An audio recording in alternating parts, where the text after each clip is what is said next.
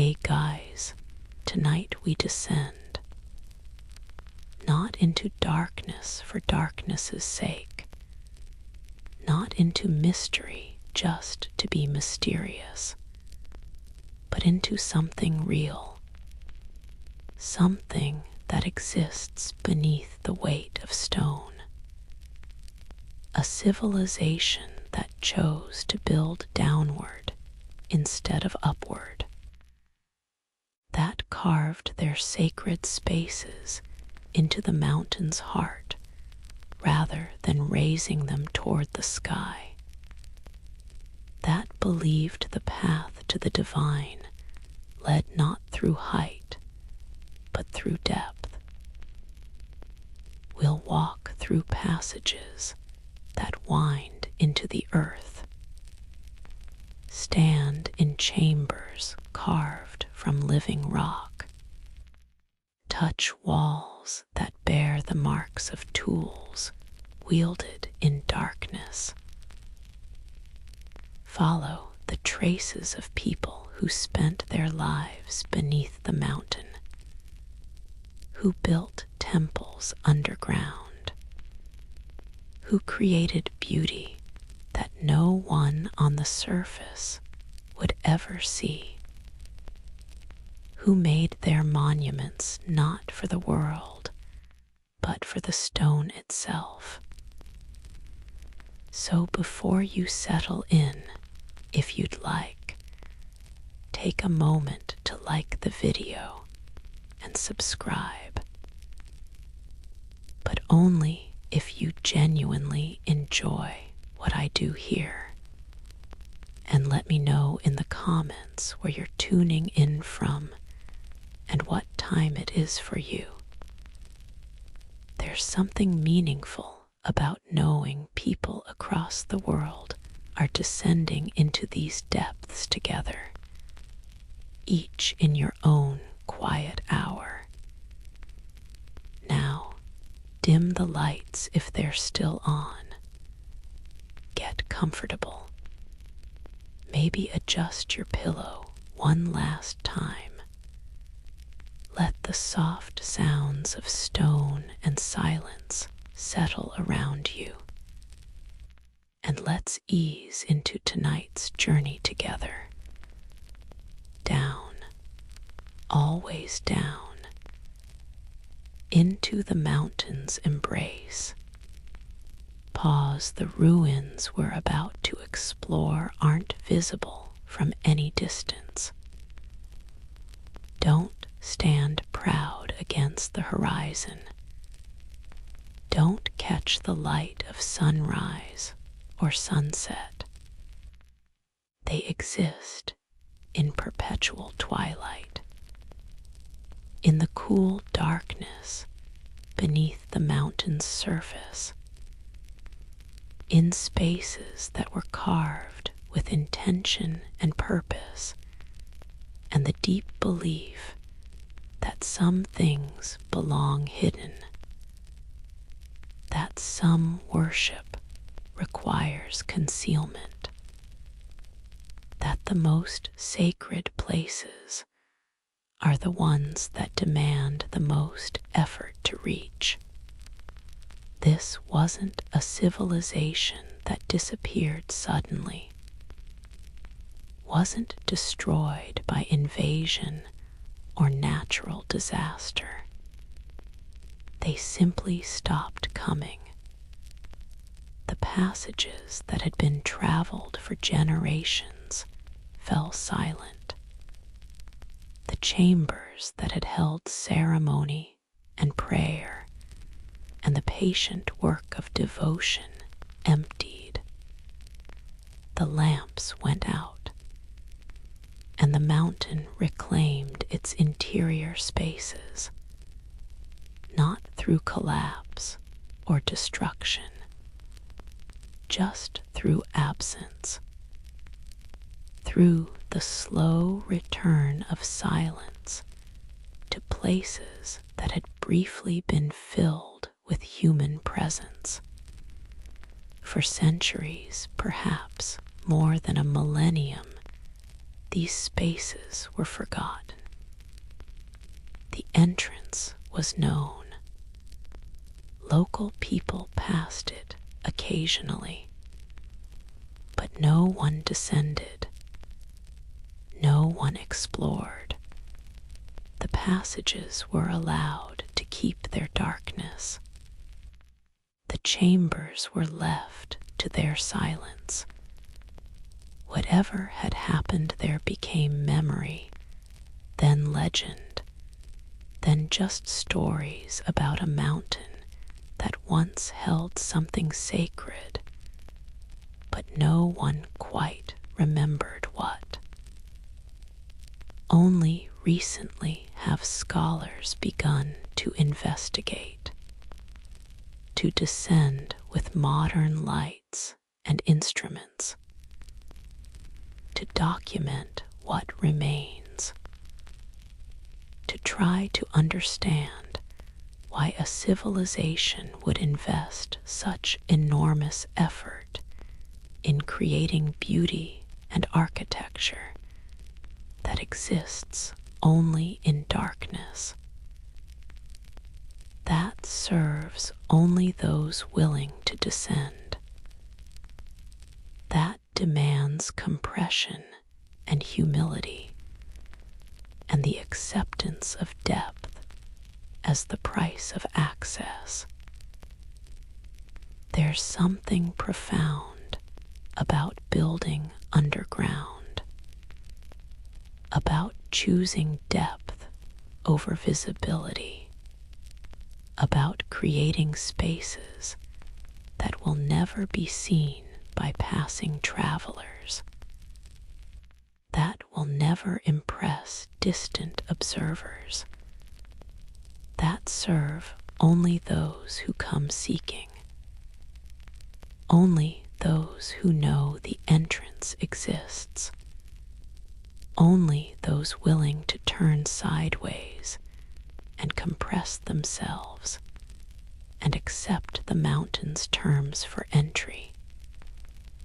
This civilization understood something we've largely forgotten, that not everything needs to be visible, that not all sacred work requires witness, that there's power in concealment, in creating spaces that exist only for those who truly seek them, in building monuments to faith rather than monuments to be seen. The mountain was their cathedral. The depths were their sanctuary. The darkness was their canvas.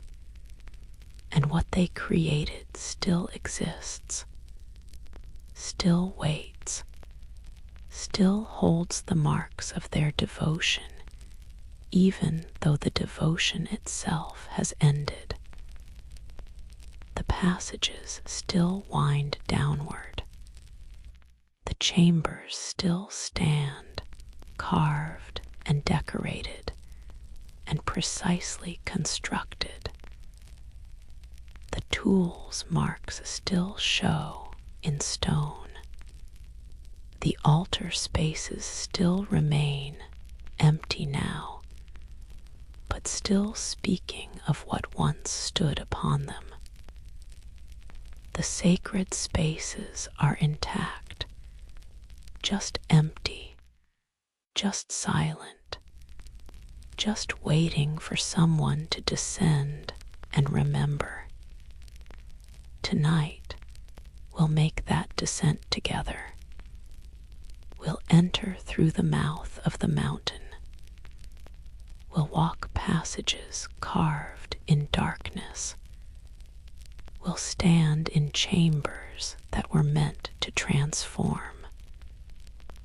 We'll see what remains of the civilization that chose depth, that believed in building inward, that made their offering not to the sky, but to the stone. We'll encounter strange things.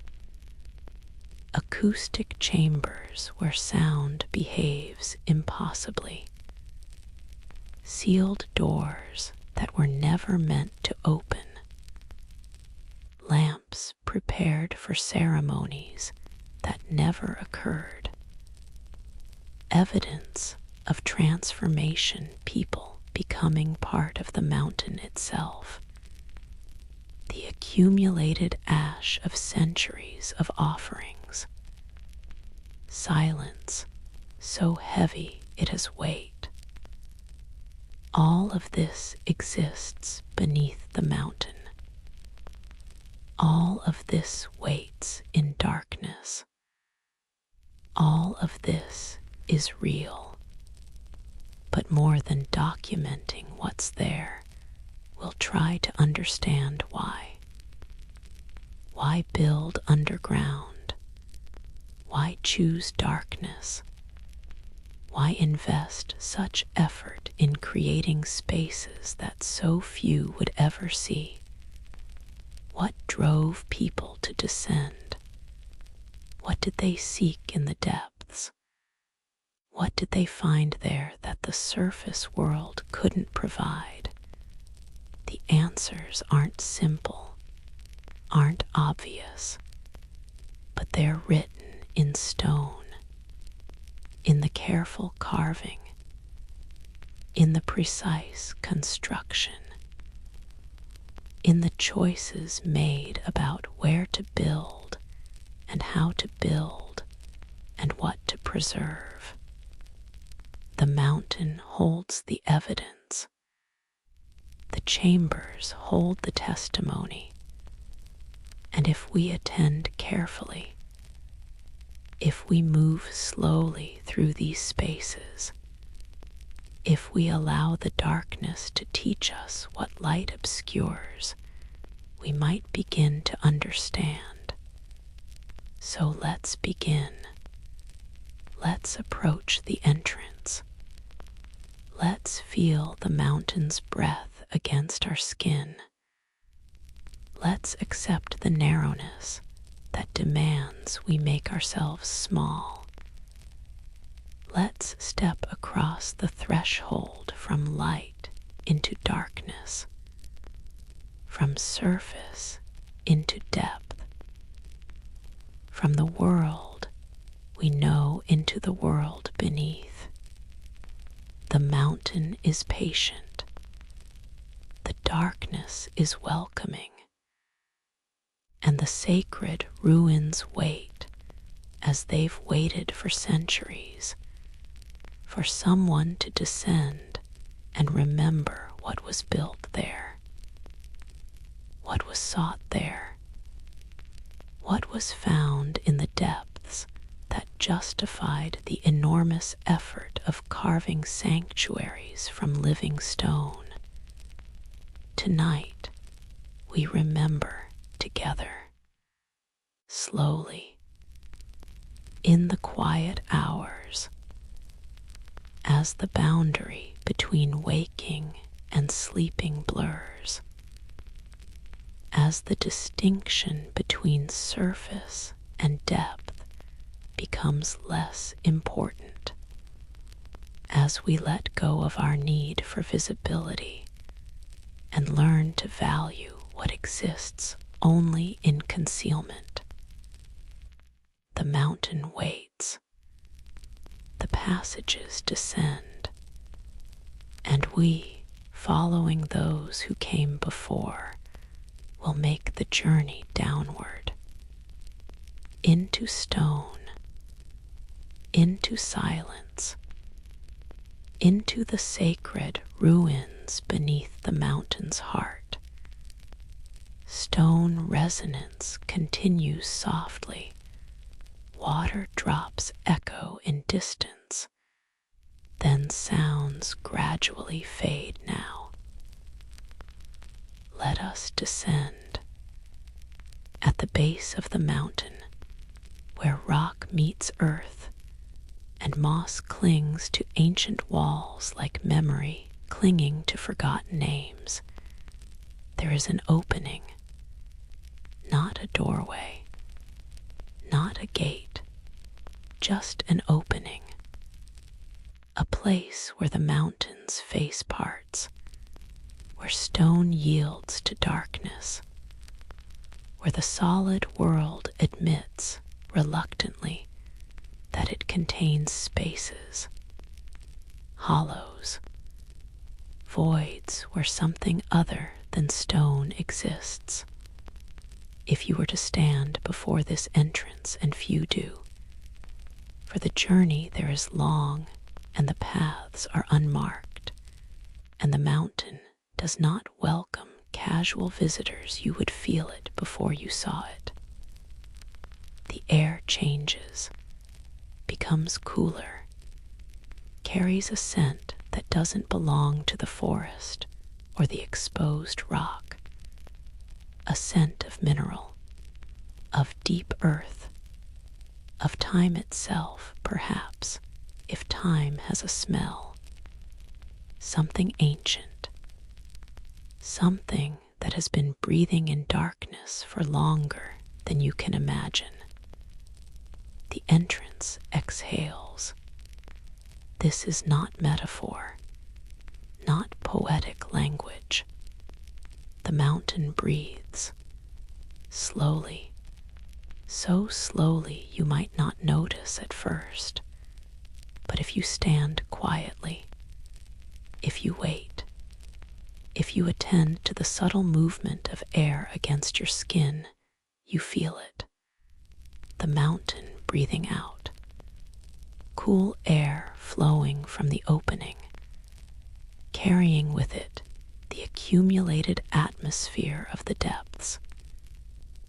Air that has been in darkness, that has touched stone carved by hands that turned to dust centuries ago, that has filled chambers where prayers were whispered, and rituals performed, and sacred work undertaken in the belief that depth was the path to the divine. Some say the air smells of incense, faint, so faint you might imagine it, but there, a sweetness, a resinous quality.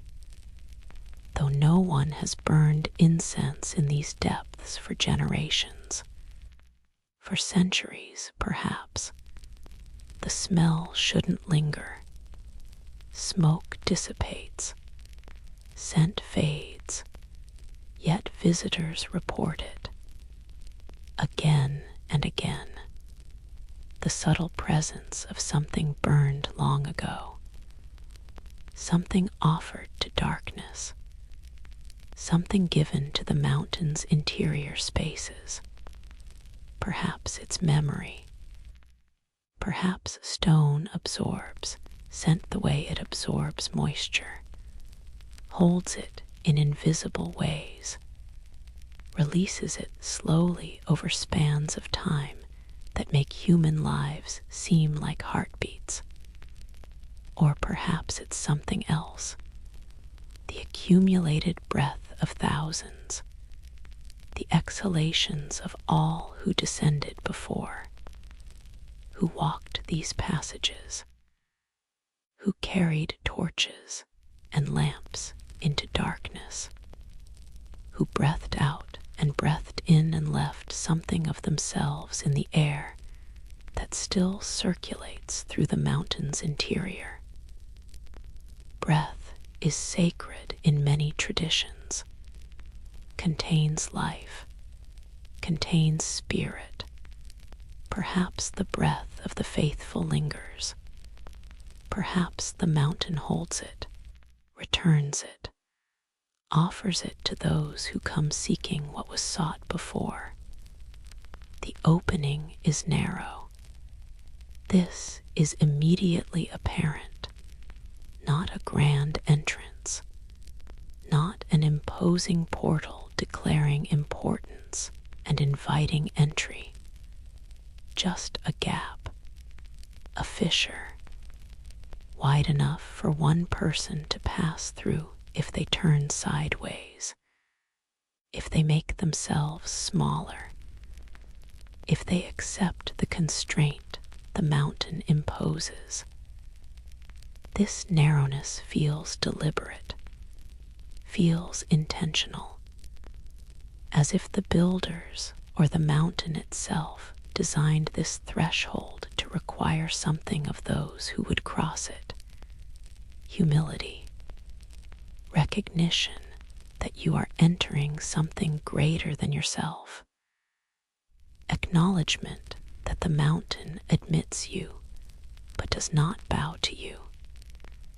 You must bow to it, must compress yourself, must accept diminishment as the price of passage. Local traditions speak of this entrance as the mountain's mouth. The words vary depending on who tells the story, depending on which generation passed down which version. But the image remains consistent. The mountain as living thing, the opening as orifice, the passage inward as being swallowed, but not consumed, not destroyed, admitted, taken in, held. The mountain swallows but does not digest, contains but does not destroy. You enter the mouth, and you are inside, but you remain yourself, changed by the experience of being swallowed, but not ended by it. Stories tell of travelers who approached and could not enter, who stood before the opening and felt such overwhelming reluctance, such resistance, such sense of wrongness that they turned away, could not force themselves to step across the threshold, no matter how much they'd prepared, how far they'd traveled, how deeply they'd committed to the journey. Something at the entrance stopped them, turned them back, made them feel unwelcome, unwanted, not yet ready for whatever the depths contained.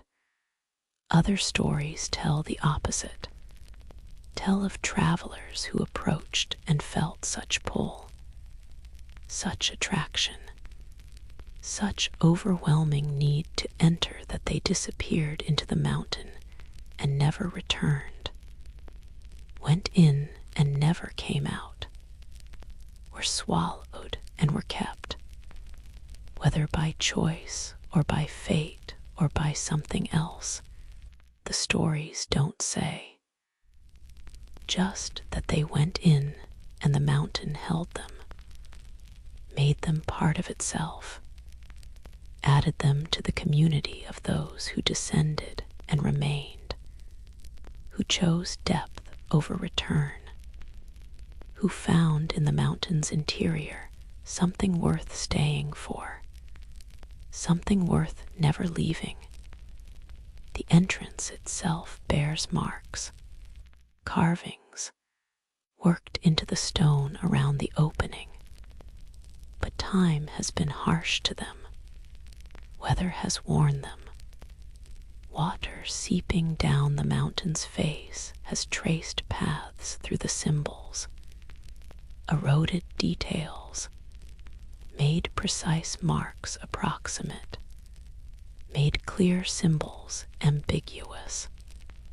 What remains are suggestions, hints, shapes that might be letters in an unknown script, or might be decorative patterns, or might be warnings, or might be blessings, or might simply be the mountain's natural texture, interpreted as intentional mark-making by minds desperate to find meaning in stone. Scholars have documented these carvings, photographed them from every angle, traced them with careful fingers, attempted to reconstruct what they once said when they were fresh and clear and newly made. But reconstruction is speculation, is interpretation, is seeing what you hope to see rather than what's actually there. The marks might indicate the entrance's purpose, might warn against entering, might bless those who cross the threshold, might identify which god or spirit or sacred power this place was consecrated to, or might say nothing at all, might be purely ornamental, might matter less than we hope, might be nothing more than the impulse to mark significant places with marks, even when those marks carry no semantic content, just the human need to say this place matters by changing it slightly from its natural state. Beyond the entrance, the passage descends, not immediately, not dramatically. The first few steps are nearly level, almost gentle, as if the mountain is easing you into what comes next, allowing you to adjust, to acclimate, to breathe the different air and grow accustomed to the change in temperature, and begin the psychological shift from surface dweller to depths walker. But then the passage tilts, slopes downward, begins the long descent that is the real journey, the real passage, the transformation from here to there, from above to below, from light to darkness. The passage follows natural fissures. You can see this in the walls, in the way stone splits along planes of weakness, along lines where ancient geological forces created fractures.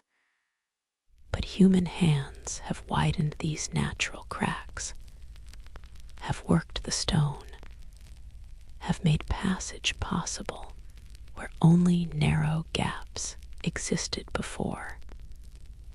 The marks of tools remain in places, scored stone, rough surfaces where harder stone was chipped away.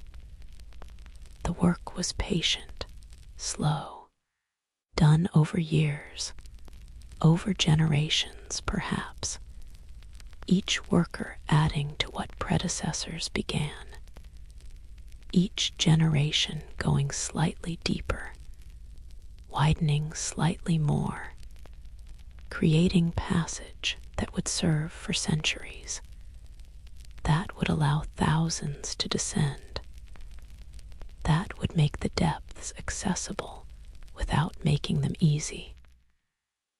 Light from the entrance fades quickly.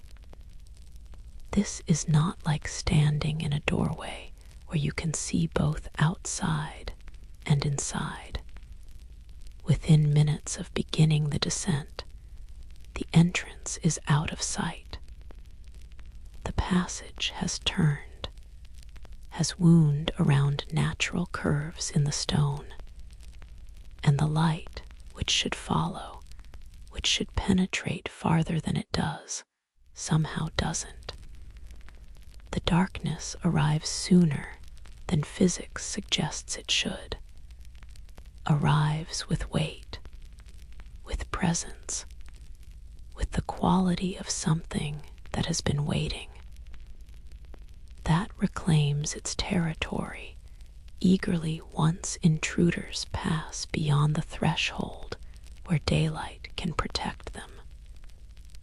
This darkness is complete, is absolute, is the kind of darkness that exists only deep underground, only in spaces where no light has ever penetrated naturally, where the sun has never shone, where the only illumination in all of history has been what humans brought with them: torches, lamps, candles, artificial light that pushed back darkness temporarily, but never conquered it, never made these spaces anything but dark spaces temporarily occupied by light. The darkness was there before the light came, remained while the light burned, returned when the light left. The darkness is the original state, the natural state, the state that reasserts itself the moment light fails. And the darkness is cool, not cold exactly, but noticeably cooler than the surface. The temperature drops as you descend, as the weight of stone between you and sky increases, as the influence of sun and weather diminishes. The coolness presses against exposed skin, makes you aware of your body's warmth, makes you conscious of being warm-blooded in a place that knows no warmth except what living things bring to it. The darkness presses. This is something every descender reports. The sense that darkness has physical presence, has weight, that it doesn't just surround you, but pushes against you, compresses you, makes you smaller, makes you fold inward. This is probably psychological, probably the mind's response to sensory deprivation, to the absence of visual input. But psychological or not, the experience is real. The darkness presses, and you feel it, and you understand in that pressing something of why people came here, why they chose these depths, why they believed that in darkness, in depth, in the press-down places beneath the mountain's weight, something sacred dwelt, something that couldn't exist in light, that required darkness, that lived in pressure, that spoke in the language of stone and silence and the slow breath of mountains. You enter seeking ruins, seeking evidence, seeking the archaeological remains of the civilization that built their sacred spaces here, that chose depth over height, that looked at the mountain and saw not something to climb, but something to penetrate, something to descend into, something whose value lay not in its peak, but in its heart. You carry instruments, documentation tools, the apparatus of modern inquiry.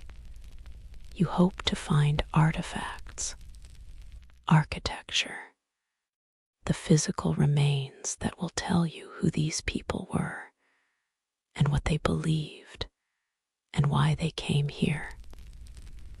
But the entrance itself suggests you're entering more than physical space, suggests the mountain holds more than stone and carved chambers, that beneath its weight lies something preserved not just by rock, but by intentional concealment, by deliberate choice to hide, to bury, to place beyond reach of casual discovery.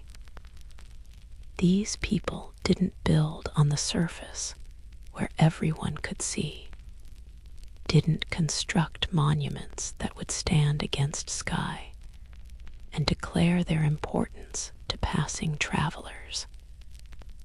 They built inward, downward, into darkness, into the places where only those who truly sought would find, where only those willing to descend, to compress themselves, to accept darkness and depth, and the slow breath of stone would ever arrive. The entrance breathes, the mountain waits, and the passages beyond lead down into silence where once there were voices, where once there was light, where once the sacred work of those who chose darkness as their path to the divine was done with dedication and faith, and the patient certainty that depth, not height, was the true measure of holiness. The work ended. The voices fell silent. The lights went out, but the passages remain. The chambers remain. The sacred spaces remain, empty now, waiting in darkness for someone to descend, for someone to enter the mountain's mouth, for someone to be swallowed into the depths where stone holds memory, and darkness preserves what light would have long since eroded. The entrance breathes. The invitation stands, and the mountain, patient as only stone can be patient, waits to admit those who are ready, those who are willing, those who understand that some paths lead not upward toward sky, but downward toward the heart of things, toward the center, toward the place where depth becomes devotion and darkness becomes the face of the sacred. Passage widens, not suddenly, not dramatically, but gradually. So gradually you might not notice at first. You're focused on the ground, on placing your feet carefully on stone that's uneven, that's worn in places, that's slick in others where moisture seeps through the mountain's mass and makes surfaces treacherous. Your world has narrowed to the small circle of light you carry, to the immediate stone in front of you, to the next step and the one after that. But slowly, the walls pull away. The ceiling rises. The sound changes your footsteps, which echoed sharply in the narrow passage, now disperse differently.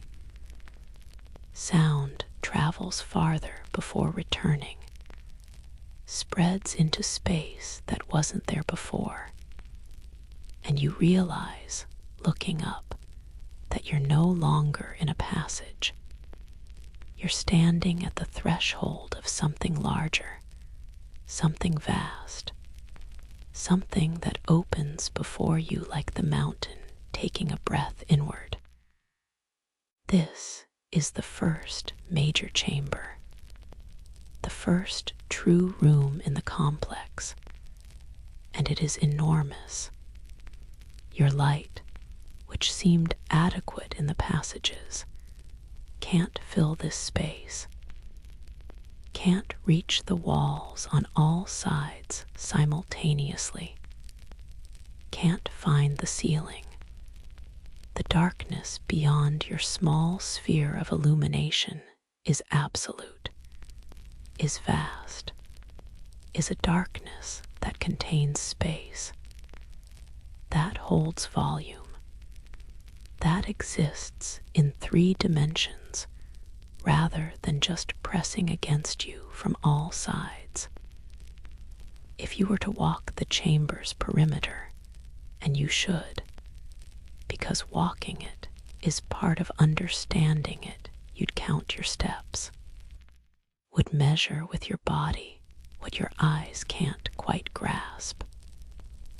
Perhaps 200 steps to circle the space, perhaps more.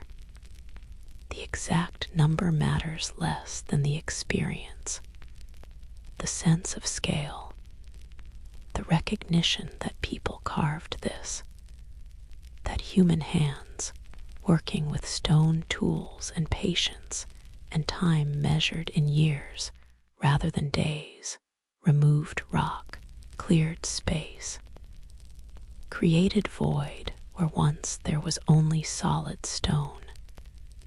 The ceiling rises beyond easy measurement.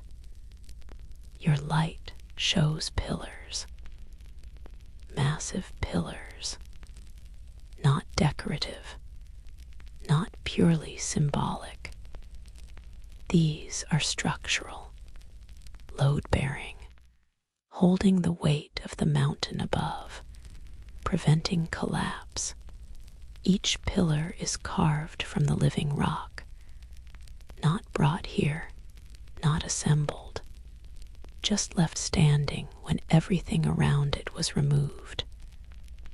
When the chamber was carved, the builders left these sections of stone intact, shaped them, carved them into pillars that are both functional and beautiful, that serve necessity and art simultaneously. The pillars rise and disappear into darkness above.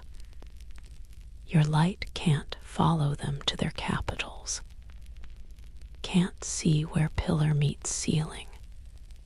The upper reaches exist in perpetual shadow, in darkness so deep that even at midday, if you could somehow bring sunlight into these depths, the ceiling would remain dim, would remain in twilight.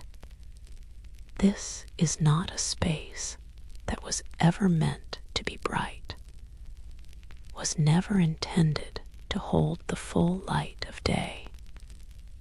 Even when it functioned, even when lamps burned and ceremonies occurred, and the chamber was full of presence rather than absence. The walls bear carvings. You see this as you walk, as your light plays across the surfaces. Images in relief, processions of figures. The figures are human-shaped, standing upright, moving in lines. Their poses suggest ritual, formality, deliberate action rather than casual movement. They're moving toward something or away from something. The direction is unclear because the carvings wrap around the chamber, continue from one wall to the next, create a continuous narrative that has no obvious beginning or end. But the details are gone. The figures' faces are smooth, worn away. Whether by water seeping through the stone or by touch by generations of hands running over the same surfaces, tracing the same forms, the specific features have been erased. What remains are suggestions, silhouettes, the general shape of heads and bodies and limbs, but no individual characteristics, no expressions, no features that would identify these as specific people rather than representative figures. Generic humans engaged in generic ritual. Perhaps this loss is appropriate. Perhaps faces don't matter when the action matters, when the ritual being depicted is more important than the individuals performing it. The figures are placeholders, are priest or supplicant or initiate rather than names, rather than people. They represent roles, functions, the eternal positions that always need filling, that one generation performs and then passes to the next. The faces wear away, but the roles remain. The individuals are forgotten, but the ritual continues, or continued, past tense. The ritual doesn't continue now. The chamber is empty, the roles unfilled, the actions undone. What remains is the record, the stone testimony that these things happened, that people gathered here, that they moved in these patterns, that they performed these actions. But the meaning is lost with the faces, the specific theology, the particular beliefs that motivated these gatherings. Those are gone, worn away, or never recorded or encoded in the lost faces that would have identified which god or spirit or sacred power these rituals addressed. The floor shows where. This is more honest testimony than the wall carvings, more direct, more immediate. Bodies leave traces that art doesn't. The stone floor is worn in paths, in tracks, in grooves that show where countless feet walked the same routes, over and over, year after year, generation after generation. The stone is softer where people stood most frequently, is compressed by the weight of ceremony, by the accumulated pressure of ritual repetition. You can see the patterns, can trace the routes people took. They entered from where you entered, walked forward into the chamber, then diverged. Some went left, others right. The where patterns split, branch, show different ritual roles taking different paths. They converge again near the chamber's center, meet at a point where the where is deepest, where stone has been compressed into a shallow basin. This would be the focal point, the center of ceremony, the place where whatever happened here happened most intensely. Standing in that worn spot, you're standing where thousands stood before, your feet occupying space their feet occupied, your weight adding infinitesimally to the compression they began. You're part of the pattern now, part of the where. Your presence, however brief, however insignificant, continues the work of marking this stone, of testifying that this place matters, that people come here, that the chamber still receives visitors even if it no longer receives worshippers. The chamber was never meant to be bright. This becomes clear the longer you remain. The design, the scale, the way sound behaves and light disperses. This space was created for twilight, for the state between full light and full darkness, for the liminal condition that mirrors being between Earth's surface and its depths. between the day world and the night world, between ordinary consciousness and whatever altered state ceremony sought to induce. In twilight, things are less certain. Edges blur, distances deceive. What you see might not be what's there. Your eyes struggle, adapt, become more sensitive but less precise. You see shapes but not details, movement but not specifics. This uncertainty, this ambiguity, serves a spiritual purpose, creates psychological space where transformation becomes possible, where the boundaries between states, between human and divine, between profane and sacred, between self and other become permeable. The builders could have made this chamber bright, could have carved shafts to bring sunlight down, could have designed it for illumination. But they didn't. They chose dimness, chose twilight, chose the perpetual dusk that exists only underground, only in spaces where natural light never reaches, only in carved chambers where the only light is what humans bring, and that light is never enough to banish shadow completely. The chamber holds that twilight still. Your modern light is brighter than the oil lamps that would have illuminated this space originally.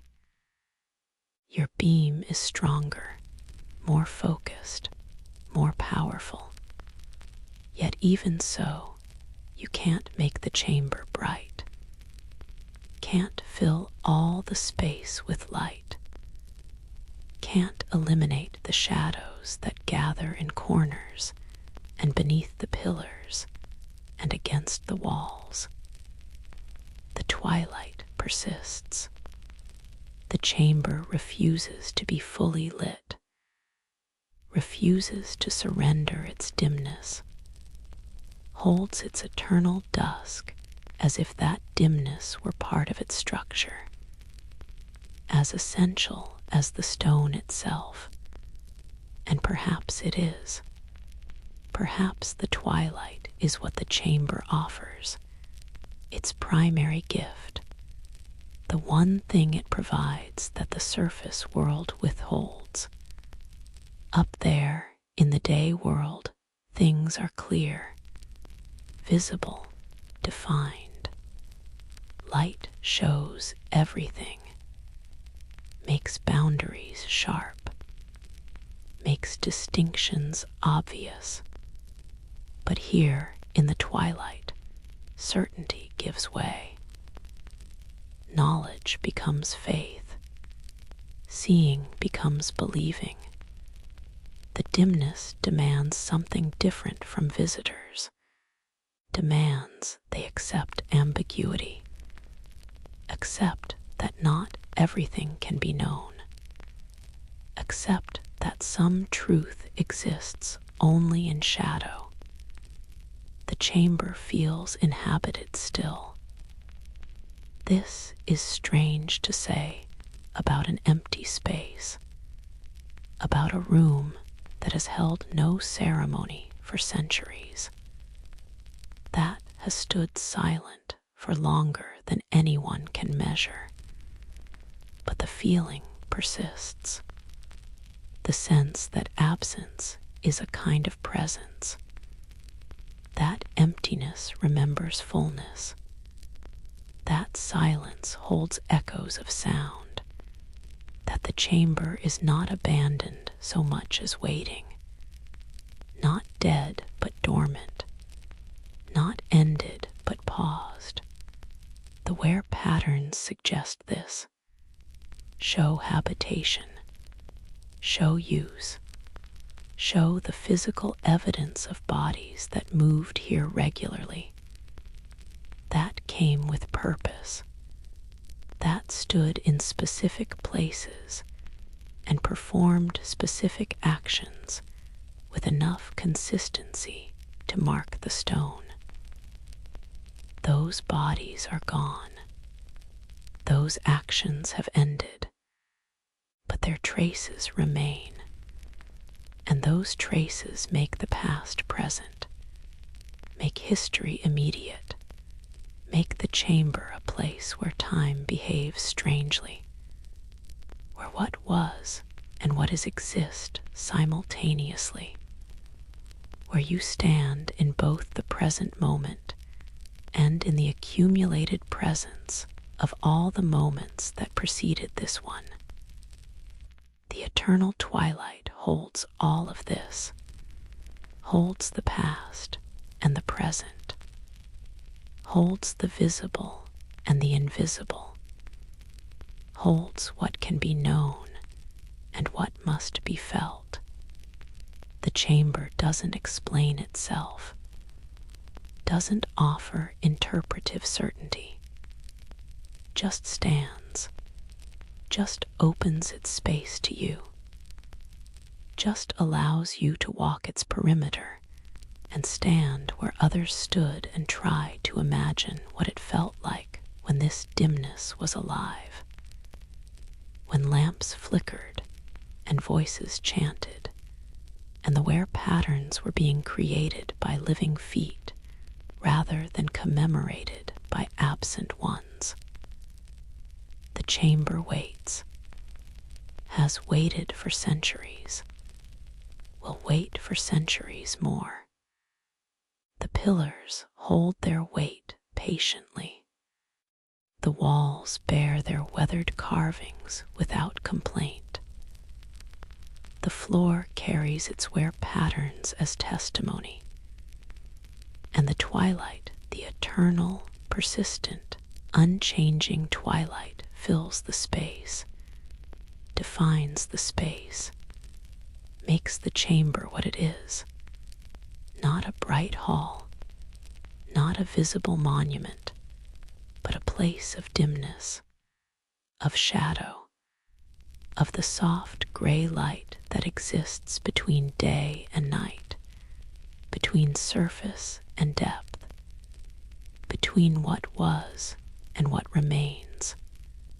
The chamber of eternal twilight, still dim, still waiting, still holding its half-light like a secret it refuses to share, but won't quite conceal. There is a passage, easy to miss, not marked, not announced by any change in the main chamber's architecture, just a low opening in the wall, darker than the surrounding darkness, a shadow within shadow. You'd walk past it if you weren't looking, if you weren't searching, if you weren't the kind of person who examines corners and edges, who investigates the spaces that aren't obviously significant, who believes that sacred things often hide in places that don't call attention to themselves. The opening is low, requires you to bend, to crouch, eventually to drop to your hands and knees. This is deliberate, is another threshold, another requirement that you make yourself small, that you humble yourself before the sacred.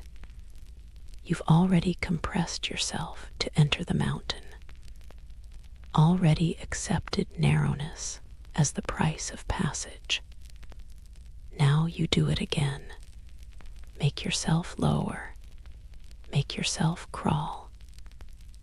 Accept that some spaces can only be reached by those willing to move like children, like supplicants, like those who understand that approaching the holy requires postures of submission. The crawl is brief, perhaps 10 meters, perhaps 15, long enough that you're committed, that you can't easily back out.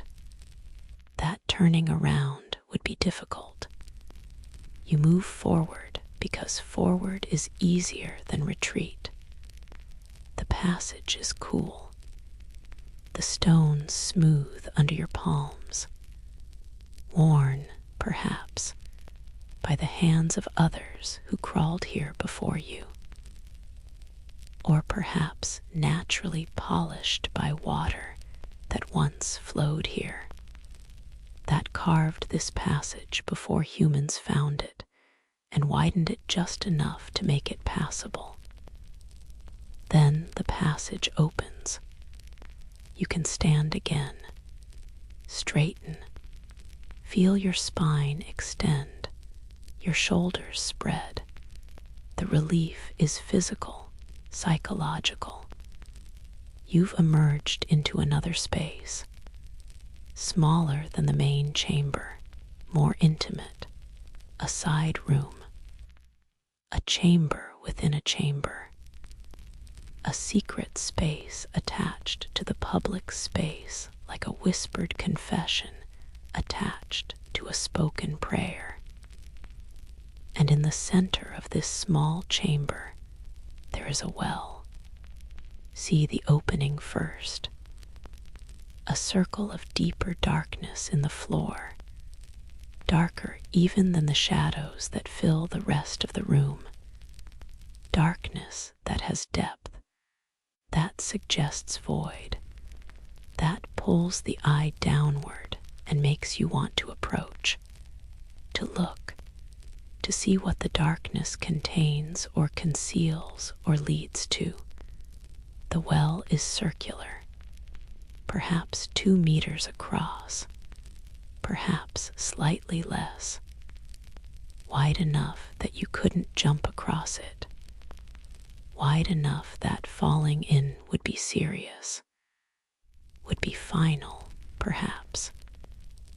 The opening is lined with stone, carefully fitted stones forming a ring, a mouth, an entrance to whatever exists below.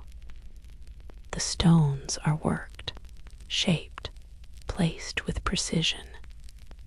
This isn't natural cavity, isn't accidental opening in the floor. This was built, was designed, was created with intention and skill, and the patient work of fitting stone to stone until a perfect circle emerged. The rim is worn. This is the first thing you notice when you approach, when you kneel beside the opening. The stone is smooth, polished, not naturally, not by water or weather, by touch, by hands, by the accumulated contact of centuries of people kneeling exactly where you're kneeling now, gripping the rim exactly as you're tempted to grip it, leaning over exactly as you're leaning to peer into the darkness below.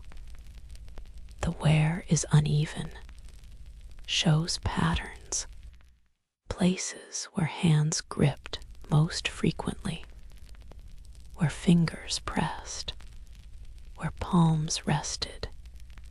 You can see the favorite positions, the places where people naturally reached, where the stone has been compressed and smoothed by repetition, by the patient work of thousands of hands doing the same thing, making the same gesture, reaching for the same edge.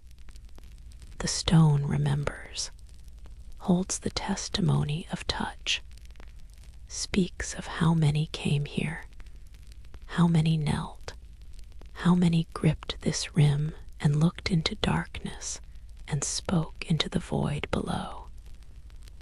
You drop a pebble. This is instinctive, universal, the need to sound depths, to hear how far down the shaft goes. The pebble falls. You hear it strike the wall. A small sound, a tap of stone on stone, then silence. Then, perhaps you're not certain, a distant impact, too faint to confirm, too quiet to measure. The well is deep, very deep, deeper than your light can penetrate, deeper than sound reliably travels. The pebble has gone to wherever everything that enters this well has gone, into darkness, into depth, into the mountain's interior spaces that exist below even these underground chambers. There is no water, no splash, no liquid sound. The well is dry. Or if it contains water, that water is so far below that sound of impact doesn't reach the surface. The well drinks but doesn't speak, takes what's given but returns nothing, swallows pebbles and prayers and offerings, and provides no response except silence. The darkness below is complete, is absolute, is darkness that has never known light, that has existed unchanged since the mountain was formed, that human activity has disturbed but not diminished. The walls near the well bear inscriptions. You see them when you look up from the opening, when you tear your attention away from the hypnotic void and examine the chamber itself. The stone walls are covered, floor to ceiling. Every available surface, carved text, dense, overlapping. Later inscriptions cutting through earlier ones. Centuries of writing compressed into stone. Centuries of people coming here with something they needed to say, something they needed to record, something they needed to give to this place and this well and whatever power or presence they believed dwelt in the depths below. The inscriptions are prayers. You can tell this even without reading them, even without understanding the language. The script has the quality of supplication, of request, of hope expressed in stone. Short phrases mostly, a few words, a name, a plea. Longer inscriptions are rare, take more time to carve, require more dedication, more certainty that what you're asking deserves the effort of permanent recording. Some inscriptions are single words, names probably, someone's name or the name of someone they're praying for, carved into stone, given to the well, offered to the darkness. The names overlap, later names carved over earlier ones. The stone can only hold so much, can only bear so many inscriptions before surface is full, before new prayers must be carved over old. The overlap creates palimpsest, creates layers where you can see multiple words occupying the same space, multiple names seeking the same attention, multiple hopes compressed into the same stone. The script is readable in places, the language less so. Scholars have documented these inscriptions, photographed them, traced them, attempted translation. The grammar is familiar, the structure recognizable. This is the same language as the library's texts, the same script as the door warnings, but the vocabulary is personal, emotional, not the formal, technical language of sacred literature, but the desperate, immediate language of people asking for help, for intervention, for whatever this well was believed to provide. You can see the act of carving even if you can't understand what was carved. Can see where tools bit into stone, where hands slipped, where letters are crooked or compressed because space ran out, where someone started carving and then stopped, left the inscription incomplete. Perhaps they were interrupted. Perhaps they changed their mind. Perhaps whatever they were asking for was granted, and the carving became unnecessary. Or perhaps they realized that words weren't adequate, that what they needed couldn't be expressed in language, that the act of coming here and kneeling and looking into darkness was itself the prayer. The inscription unnecessary because presence was sufficient. Scattered around the well's base, half buried in dust and debris, are objects. Small things, offerings that didn't quite make it into the shaft, that were placed near the opening but not thrown in, or that were thrown but missed, that bounced off the rim or caught on the stones and remained in the chamber rather than descending into the depths they were meant for. The objects are varied. Coins, small clay figurines, pieces of jewelry, carved stones.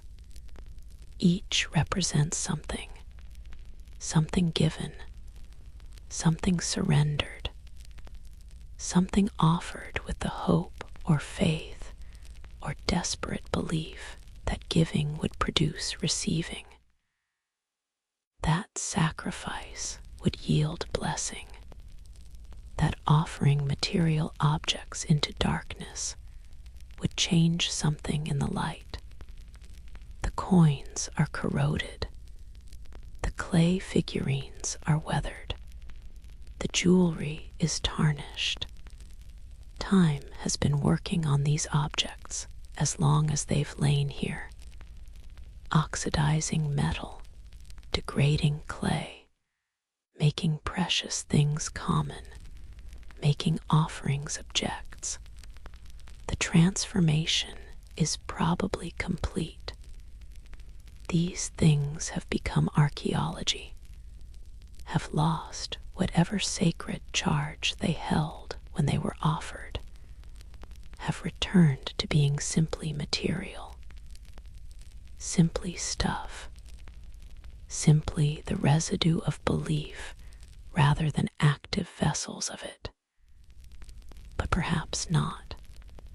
Perhaps some charge remains. Perhaps intention persists in objects even after context is lost. Perhaps these things still carry the prayers they were given with, still hold the hopes they represented, still bear witness to the faith of those who placed them here, who stood at this well, who held these objects, who made the decision to let them go, to give them to the darkness, to trust that the giving mattered even if the receiving was invisible. The chamber's acoustics are strange.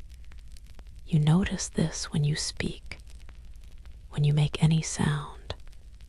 The space is small, should be acoustically simple. Sound should behave predictably, should echo briefly and fade. But it doesn't. Words linger, hang in the air longer than they should, echo in ways that seem impossible given the chamber's size and shape. Whispers carry to corners that should be beyond their reach. Sound amplifies certain frequencies, dampens others, creates an environment where speaking feels different from speaking elsewhere. Perhaps this is design. Perhaps the builders understood acoustics, shaped the chamber deliberately to produce these effects, made it a space where sound would behave strangely, where voices would carry weight they don't carry in ordinary rooms, where the act of speaking would be transformed by the space that receives the speech. Your voice becomes more than your voice, becomes layered, becomes resonant, becomes something that feels larger than you, than individual human sound production. Or perhaps it's coincidence. Perhaps the chamber's shape just happens to create these effects. Perhaps the well itself acts as resonator. Perhaps sound descends into the shaft and returns changed, amplified or distorted, or somehow transformed by the journey down and back. Perhaps what you hear is your voice plus your voice's echo from depths you can't see.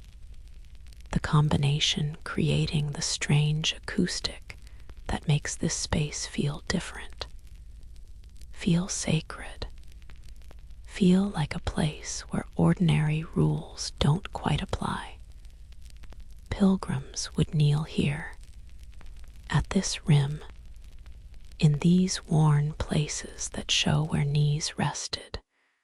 They would lean forward, grip the rim, look into darkness, and they would speak, would voice their prayers into the opening, would give their words to the well, to the darkness, to whatever they believed existed below and could hear and might respond. The words would descend, would be swallowed by the well, would disappear into the depths, and perhaps the pilgrims would hear them echo, would hear their prayers return to them changed, made strange by the journey, made sacred by the transformation. Or perhaps they'd hear nothing. Perhaps the well would take the prayers silently, give no response, no echo, no indication that anything had been received, and that silence itself would be answer, would be the well doing its work, taking the prayers, drinking them, holding them in its depths. The well holds nothing now but darkness, but the rim remembers 10,000 hands. The shaft remembers 10,000 voices. The inscribed walls remember 10,000 prayers, and the chamber remembers what it means to witness desperate hope offered to emptiness, to void, to darkness that might hold divinity or might hold nothing at all. You kneel at the rim. Place your hands where others placed theirs. Look into the darkness they looked into. And you understand, perhaps, something of what brought them here. What need, what hope, what faith. The surface world offers many things, but it doesn't offer this. Doesn't offer a darkness that listens, a depth that receives, a void that might drink prayers and transform them into something else, into grace or blessing or simply acknowledgement that the prayer was spoken, that the hope was voiced, that someone, somewhere in darkness beneath the mountain heard. The well waits, still open, still dark, still silent, still drinking perhaps, though what it drinks now are only the thoughts of visitors. The silent prayers of those who come seeking understanding rather than blessing. The well has always drunk prayers. Perhaps it doesn't distinguish between ancient prayers and modern curiosity. Perhaps to the darkness, all attention is prayer. All presence is offering. All looking into the void is an act of faith. The well drinks, the darkness holds, and the prayers, whether spoken or unspoken, whether carved in stone or simply felt descend into depths that give no answer except the answer of continuing to exist, of remaining open, of waiting, patient as stone, for the next person who needs to kneel and grip the rim and speak into darkness, and trust that the speaking matters even if the response is only silence, only depth, only the well that drank prayers then and drinks them still, forever open, forever dark, forever patient in its eternal work of receiving what the desperate offer and holding it in depths beyond measure, beyond light, beyond hope's reach, but not, perhaps, beyond hope's need. From the main chamber, passages branch. Not all lead deeper. Some curve back toward the surface. Others seem to circle, to loop, to return to spaces you've already visited from different angles. The mountain's interior is not simple, not linear, not a straightforward descent from surface to depths. It's complex, interconnected, a maze of human intention laid over natural geological chaos. You could wander here for hours, days, perhaps, following passages that promise but don't deliver, that lead to small chambers or dead ends, or simply to more passages that branch and divide and offer no clear destination. But one passage is different. You notice it because of the marking, a symbol carved into the stone at its entrance, not large, not obvious, but deliberate, intentional. The symbol is neither warning nor invitation, just identification, just a sign that says this passage is not like the others. The symbol might mean knowledge, in the lost language of this civilization might mean preservation or memory or sacred text. Scholars have found similar symbols in other contexts, have built theories about meaning. But theories are not certainty, are not knowledge. The symbol marks the passage without explaining it. The passage is narrow, lower than the main routes, requires you to stoop, to walk bent, to accept discomfort as the price of following where it leads. The narrowness feels protective, feels like concealment within concealment. You're already underground, already in the mountain's interior.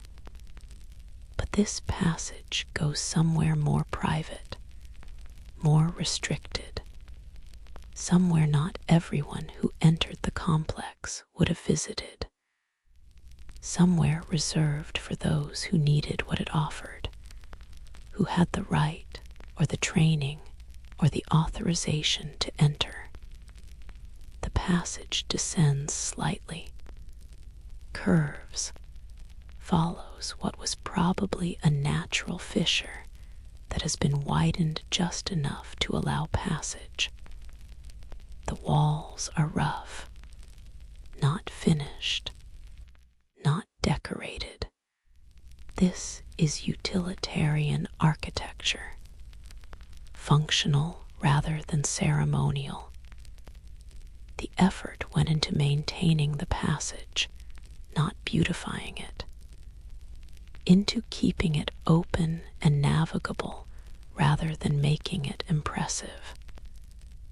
This is the back way, the service entrance, the route that leads not to public space, but to private work.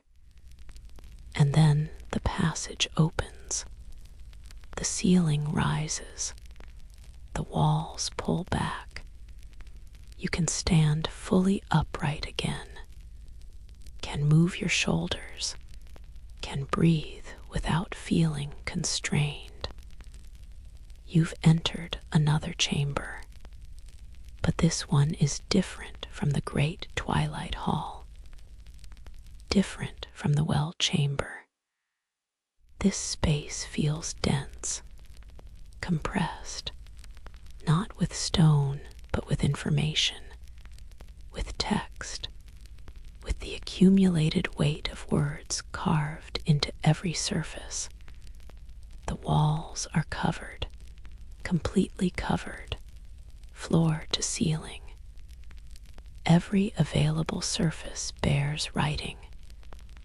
Dense columns of text marching upward, wrapping around corners, continuing from wall to wall in unbroken sequence. This is not occasional inscription, not scattered prayers or isolated dedications. This is comprehensive, systematic, intentional. This is a document, a book, a library, but not written on papyrus or parchment or any material that could decay.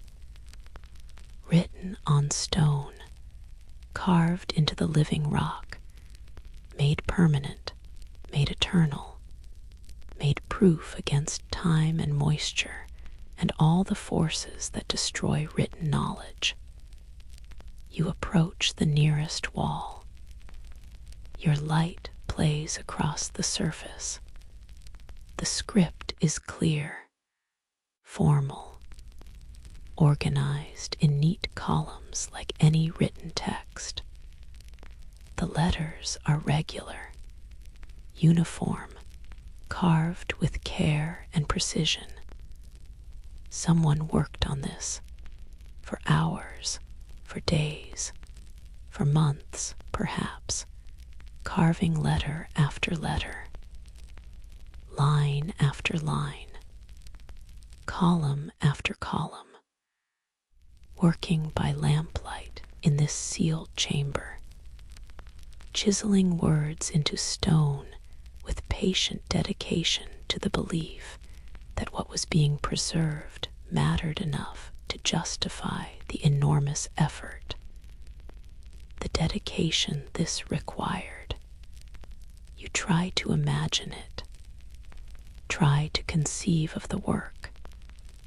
The physical labor of carving text into stone is exhausting.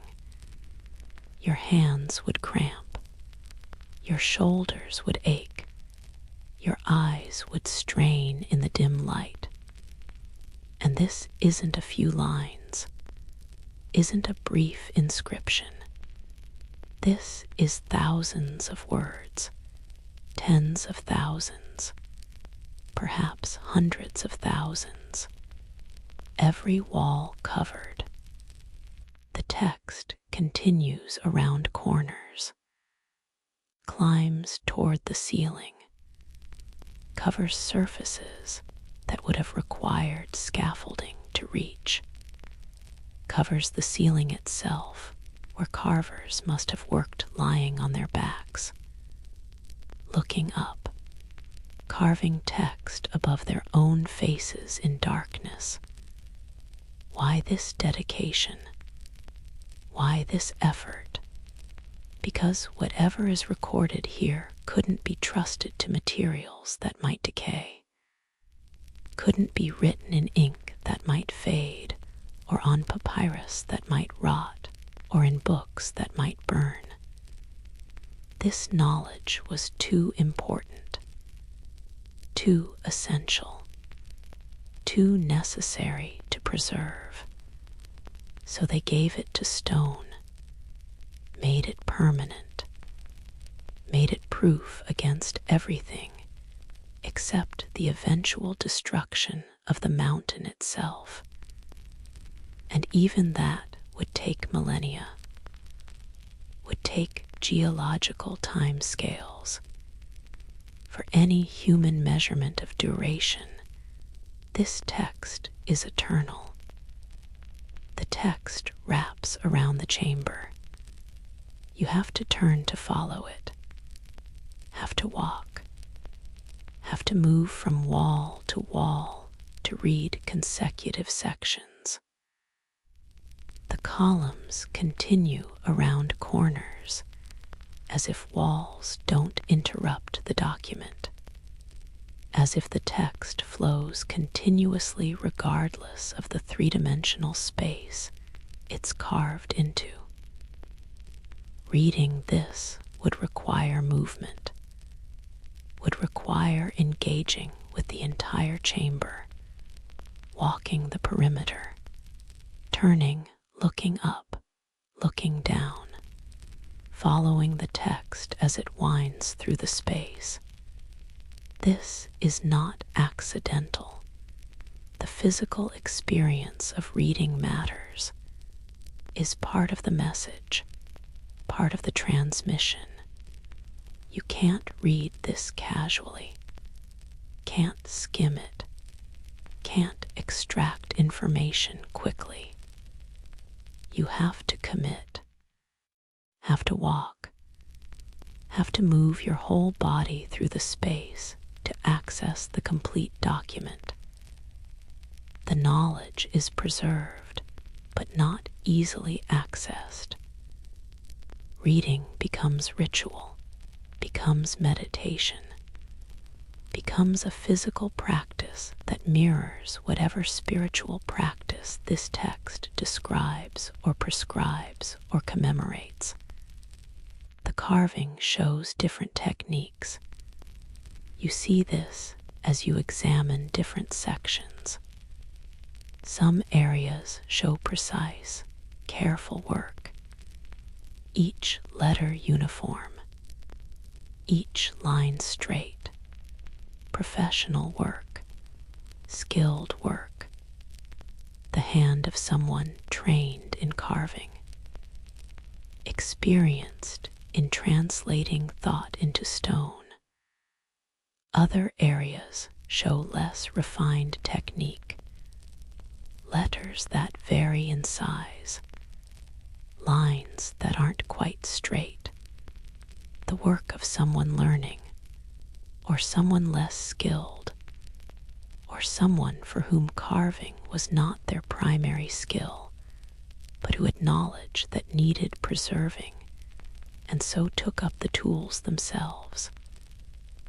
This suggests collaboration, suggests the text was created over time by different hands, perhaps over generations, each scribe adding to what predecessors carved, building on earlier work, continuing the document, making it grow.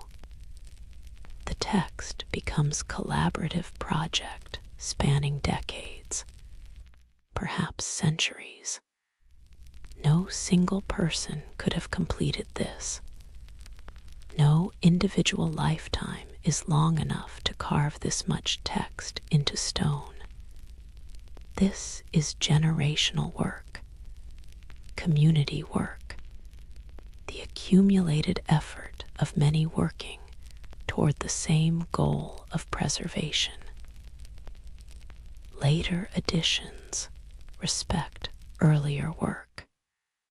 You can see this in how text fits into available space. New passages squeeze into gaps, follow the edges of older sections, never disturb what's already carved. This creates constraint, creates limitation on what can be said and how. The form begins to determine content. Later scribes have to work within the architecture of earlier text, have to fit their knowledge into spaces defined by predecessors' choices.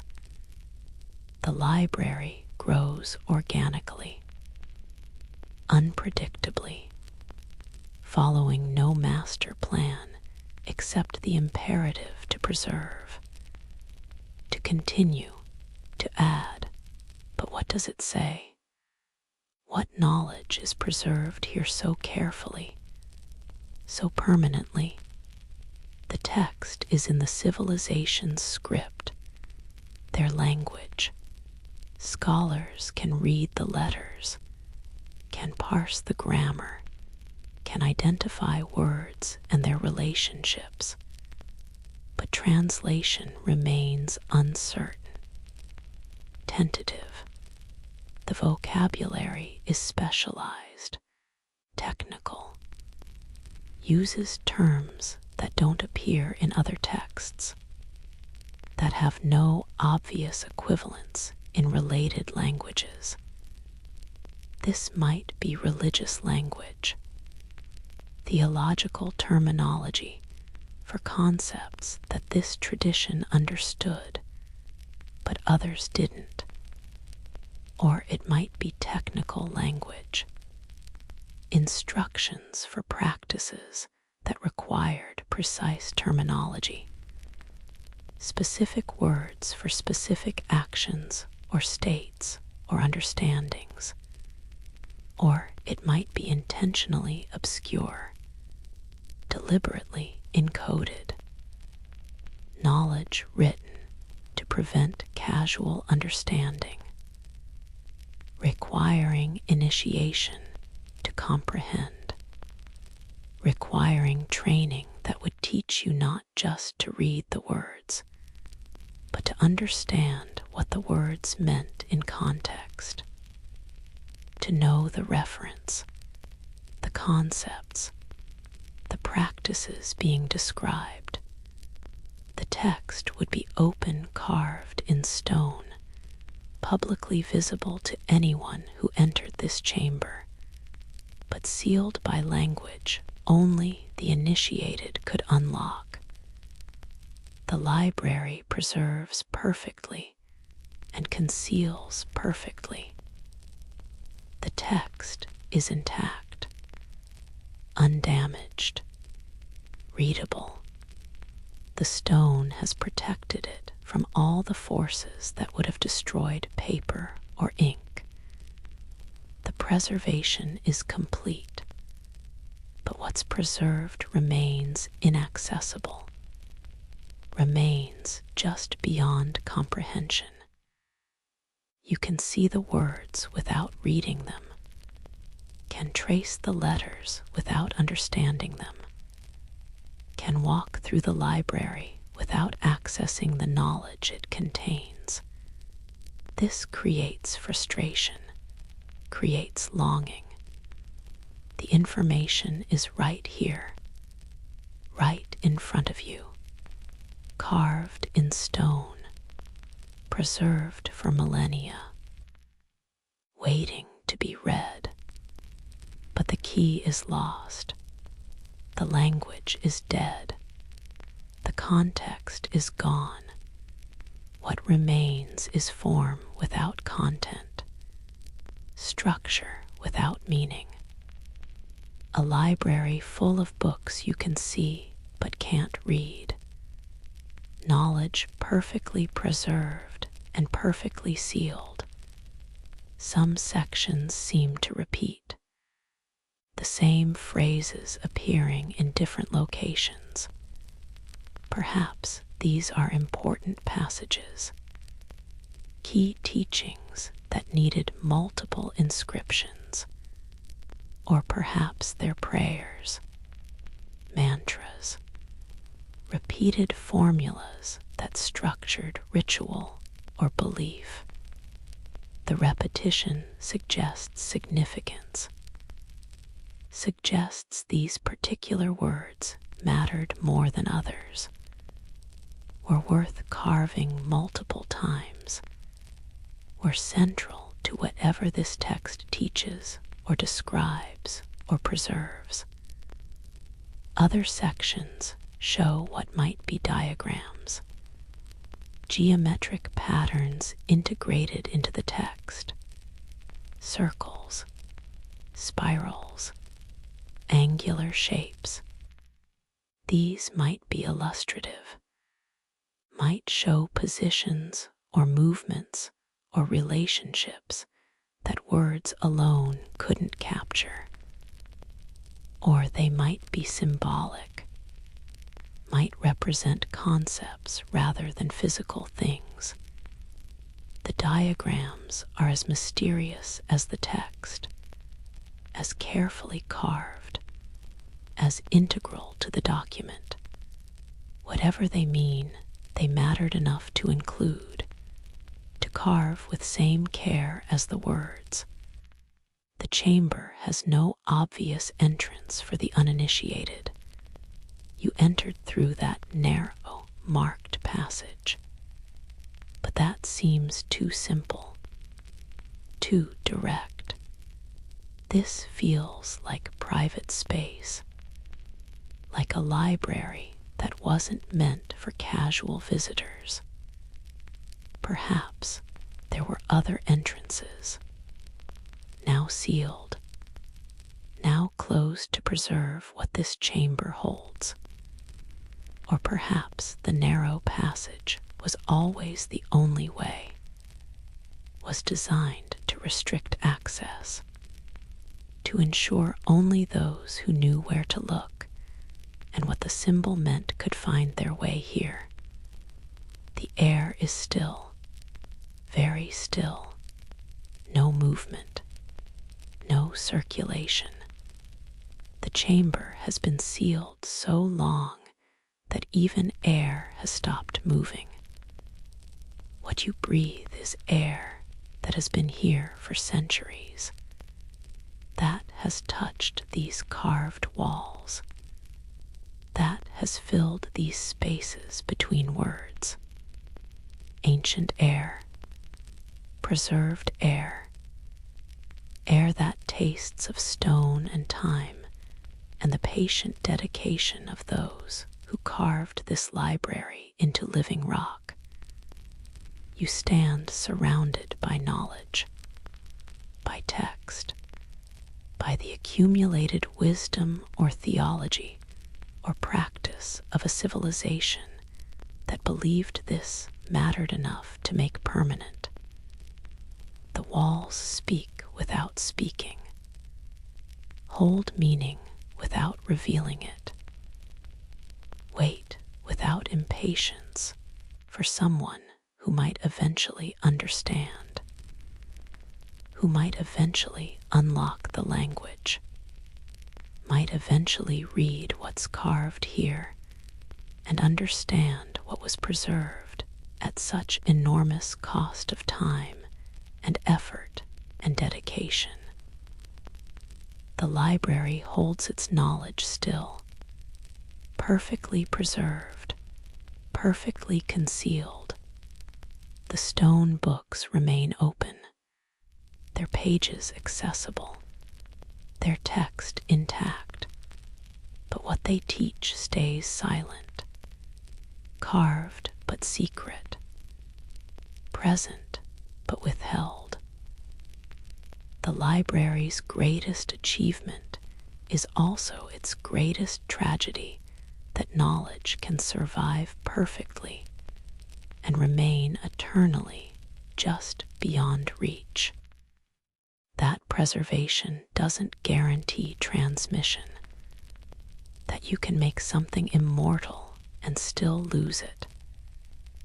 That stone remembers what humans forget and holds that memory faithfully, even though the memory serves no one, teaches nothing, preserves perfectly, and communicates nothing at all. The carved walls wait, the text waits, the knowledge waits, patient as only stone can be patient, ready to be read, ready to teach, ready to transmit what it was carved to transmit. But the readers are gone. The initiated are dust. And the library carved in living stone stands silent, speaks without voice, teaches without students, preserves knowledge that remains, despite perfect preservation, irrevocably lost. Beyond the library, the passage continues, descends. The slope that has been gradual becomes more pronounced. You're going deeper now, moving from the upper chambers where ceremony and prayer and preservation happened into the lower realms, into the mountain's deeper heart, into spaces that feel older somehow, more fundamental, closer to whatever core these people sought when they chose to build downward rather than upward. And then the passage opens onto stairs. Not a few steps, not a short descent to another level.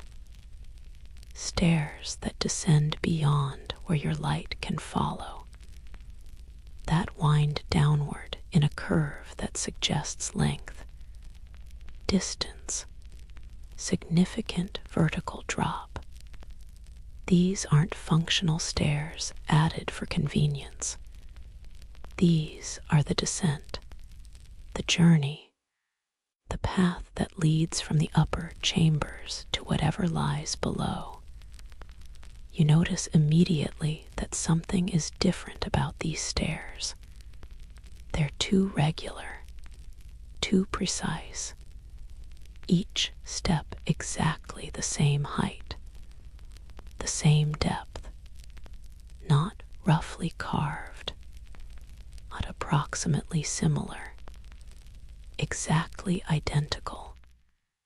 Each step matching every other step with precision that suggests measurement, calculation, intentional design rather than practical construction. Someone cared deeply about making these steps uniform, spent time ensuring they were right, that They matched some pattern or requirement or sacred geometry that mattered enough to justify the extra effort. You begin counting. Can't help it. The regularity invites counting, demands it. You descend and count. 1 step, 2, 10, 20. Your light shows more steps below. The stairs continue. You keep descending, keep counting. 50 steps, 100. The stairs wind around a central axis. Spiral downward. You lose track of horizontal position. Don't know anymore which direction you're facing. Only know you're going down. Always down. Step after identical step. At step 300, you realize 365 steps. That's what the ancient texts mentioned, what scholars documented, what this stairway is known for among those who study this site. 365 steps. A year, each step representing a day. The descent becomes temporal as well as spatial. You're not just going down. You're moving through time, through the calendar, through the cycle of days that make up a year. This transforms the experience, changes how each step feels. You're no longer just descending stone stairs in darkness. You're walking through time, through seasons, through the patient accumulation of days that build into months, into years, into the cycles that structure human experience and agricultural life and religious observance. Each step is January 1st, February 14th, August 23rd, December 31st. All the days, every single one, represented in stone. Each step bears a mark. You see this when you examine them closely. When you stop descending and look carefully at the stone beneath your feet. Small notch, simple mark, carved into the edge of each step.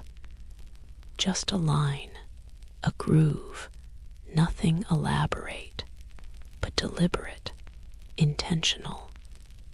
Someone marked every step, numbered them perhaps, or simply testified that yes, this step has been acknowledged, has been counted, has been included in the total. Some steps have multiple marks, overlapping, added over time. These steps were remarked. Year after year, someone descended this stairway annually and carved a new mark, added their count to the counts that came before.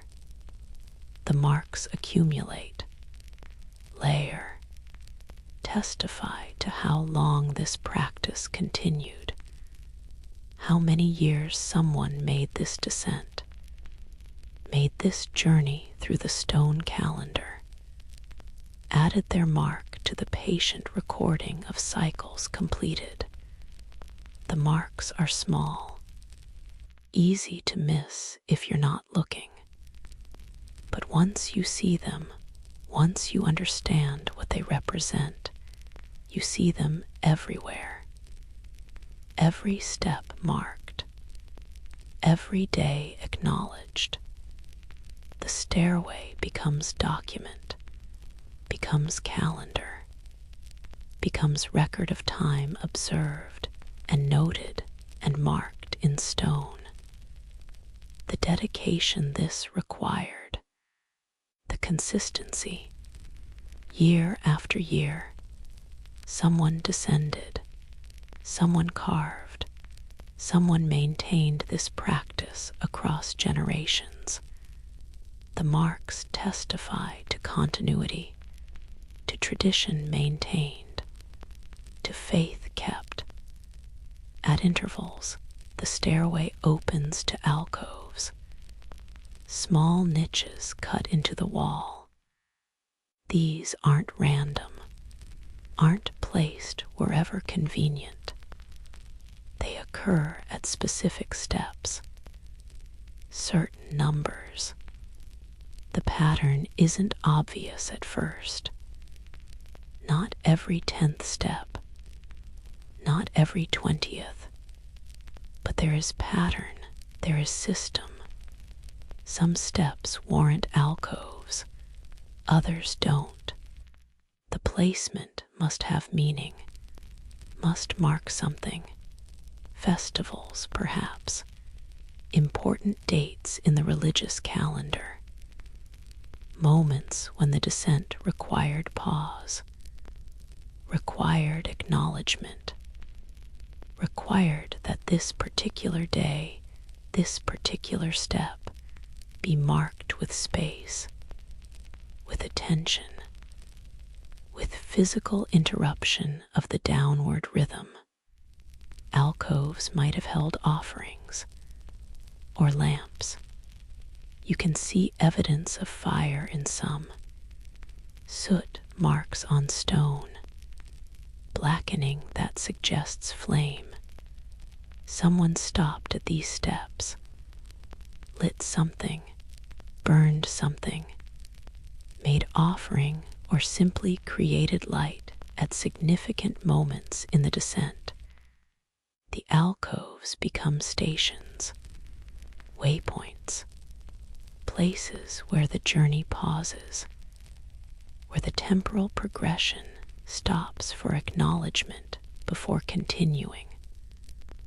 Or perhaps the alcoves held markers, objects that identified which festival, which holy day, which significant moment in the calendar this step represented. The objects are gone now, removed or decayed or simply lost to time.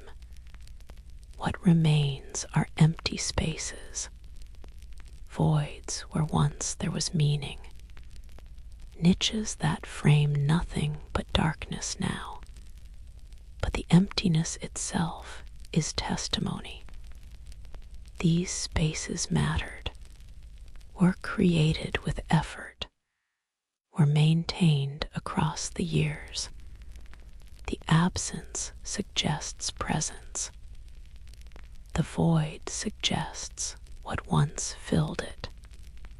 Descending 365 steps while knowing their meaning changes everything. You become conscious of each step, each day. You're not rushing, can't rush. Each step requires attention, requires acknowledgement. You move deliberately, carefully. Your descent becomes meditation, becomes ritual, becomes the slow, patient work of moving through time made spatial, through days made stone, through the calendar made into architecture. The physical experience mirrors spiritual journey, going down, getting lower, moving away from surface and sky and light, moving toward depth and stone and darkness, but also moving toward something. The stairs don't descend randomly. They lead somewhere, have destination, purpose. The bottom exists, waits, holds whatever these 365 steps were meant to deliver you to. You think about the original descenders, those who walked these stairs when they were new, when the practice was active, when the calendar functioned, they would have known which step they stood on, which day, would have descended with awareness of temporal position. Today I'm on step 4 to 7, February 16th. Spring approaches, or step 260, September 17th, harvest. The descent would be constantly contextualized by knowledge of where in the year each step fell, and they would have made this descent regularly, perhaps daily, perhaps weekly, perhaps only for certain ceremonies, but regularly enough that the stairs became familiar, that knowing which step was which day became automatic, that the descent was journey through known territory, through temporal landscape as familiar as the physical paths they walked on the surface, more familiar perhaps. This calendar wouldn't change. These steps would always represent these days. The reliability would be comforting, would be anchor in a world where so much else changed, where seasons cycled and weather varied and life brought uncertainty. But the stairs remained. The calendar endured. Stone holding time stable. The deeper you go, the cooler the air becomes. The temperature drops measurably. You're moving away from whatever warmth the upper chambers held, descending into depths where the mountain's interior temperature dominates, where the insulating effect of stone means the temperature remains constant. Cool, neither hot nor cold, just consistently, eternally cool, the temperature of deep earth, of places insulated from seasonal variation, of stone that knows no summer or winter, that maintains its own climate regardless of what happens on the surface.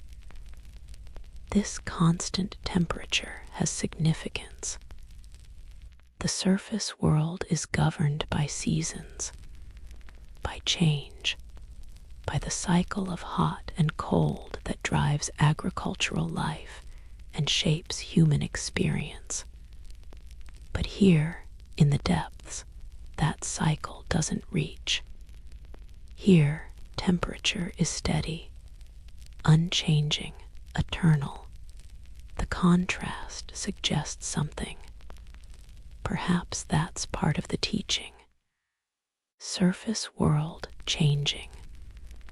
Underground world constant. Surface temporal. Underground eternal. The descent through the calendar brings you from the changing world to the unchanging world, from the temporal to the eternal. The stairs spiral. You've lost sense of direction entirely now. Don't know which way you're facing. Can't orient yourself relative to the mountain's exterior.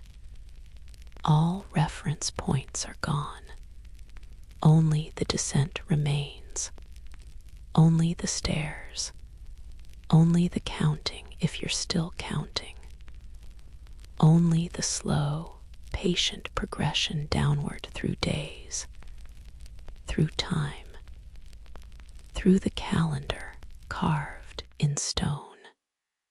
And then, finally, the stairs end. Step 365 delivers you to floor, level floor. The descent stops. The The stairway completes. You've arrived. The chamber that opens before you is different from anything above.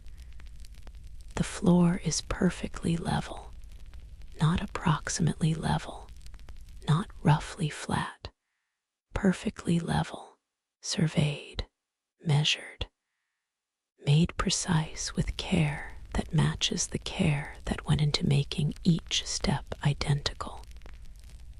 The walls are smooth, polished, reflecting what little light you carry. The ceiling is even, measured, creating a space that feels geometric, intentional, designed according to principles that valued precision, that believed accuracy mattered, that saw sacred significance in exact measurement. This is the terminus, the end of the year and the beginning, the place where descent stops and something else starts, where time measured in steps gives way to time measured differently, or to timelessness, to the place beneath days where the eternal resides, where the calendar that governed the descent no longer applies, where the counting stops because you've arrived at the place that exists outside counting, outside days, outside the temporal progression that the stairs represented. The chamber is empty now. Whatever it held is gone. Whatever ceremony occurred here has ended. But the space remains. The precision remains. The care that went into creating this perfectly level floor in the depths of the mountain remains as testimony. This place mattered.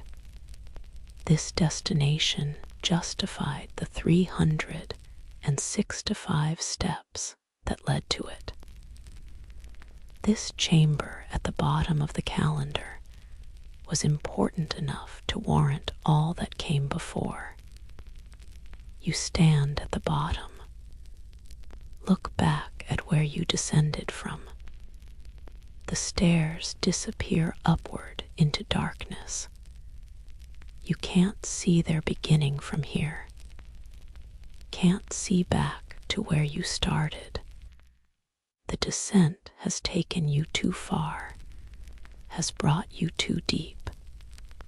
You're separated now, cut off from the upper chambers by 365 steps, by an entire year carved in stone, by the temporal distance that the stairs represent. But you've arrived.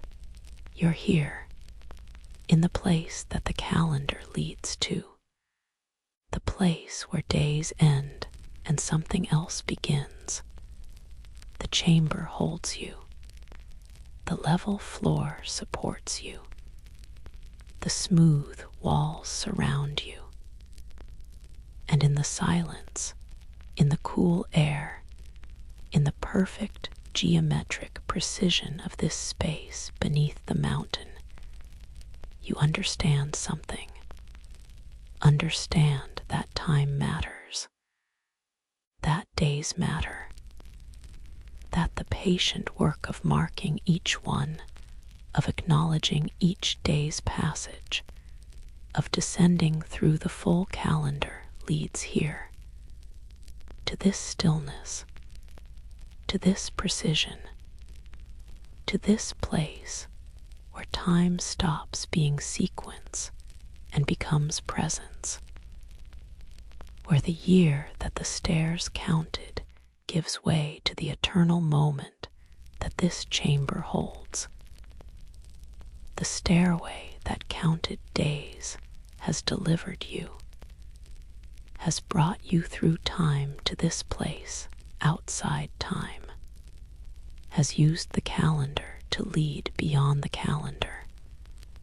The 365 steps behind you, the perfectly level chamber before you, and the understanding slowly dawning that the descent was always about arrival, about reaching this exact place, this precise chamber, this carefully constructed space where the faithful, having descended through every day of the year, having marked each step, having paid attention to time's passage, could finally rest, could finally stop descending, could finally stand on level ground in darkness, and know that the journey through time had brought them exactly where they needed to be. As you move deeper into the complex, as you pass beyond the chamber at the stairway's terminus and follow passages that wind further inward, you begin to see them. The guardians, standing in doorways, positioned at intersections where passages branch, stationed beside entrances to chambers that seem more private, more restricted, more sacred than the spaces you've walked through before. They stand silent, still, watching with eyes that were carved or became stone centuries ago. They are life-sized. This is the first thing that strikes you. Not small statues, not miniature representations. Full human scale, as tall as you are, as solid, as present, standing or sitting in poses that suggest they're performing some function, some duty, some eternal task that requires their presence, their vigilance, their patient attention across centuries. At first, you assume they're all carved, all sculpture, stone worked into human form by skilled hands, and some clearly are. You can see the technique, see where tools shaped features, where carvers worked surface into detail, where artistic choice determined how face or hands or robes would appear. These are portraits, representations of specific individuals, not generic human forms, but particular people whose likenesses were preserved in stone. The carving is remarkably detailed.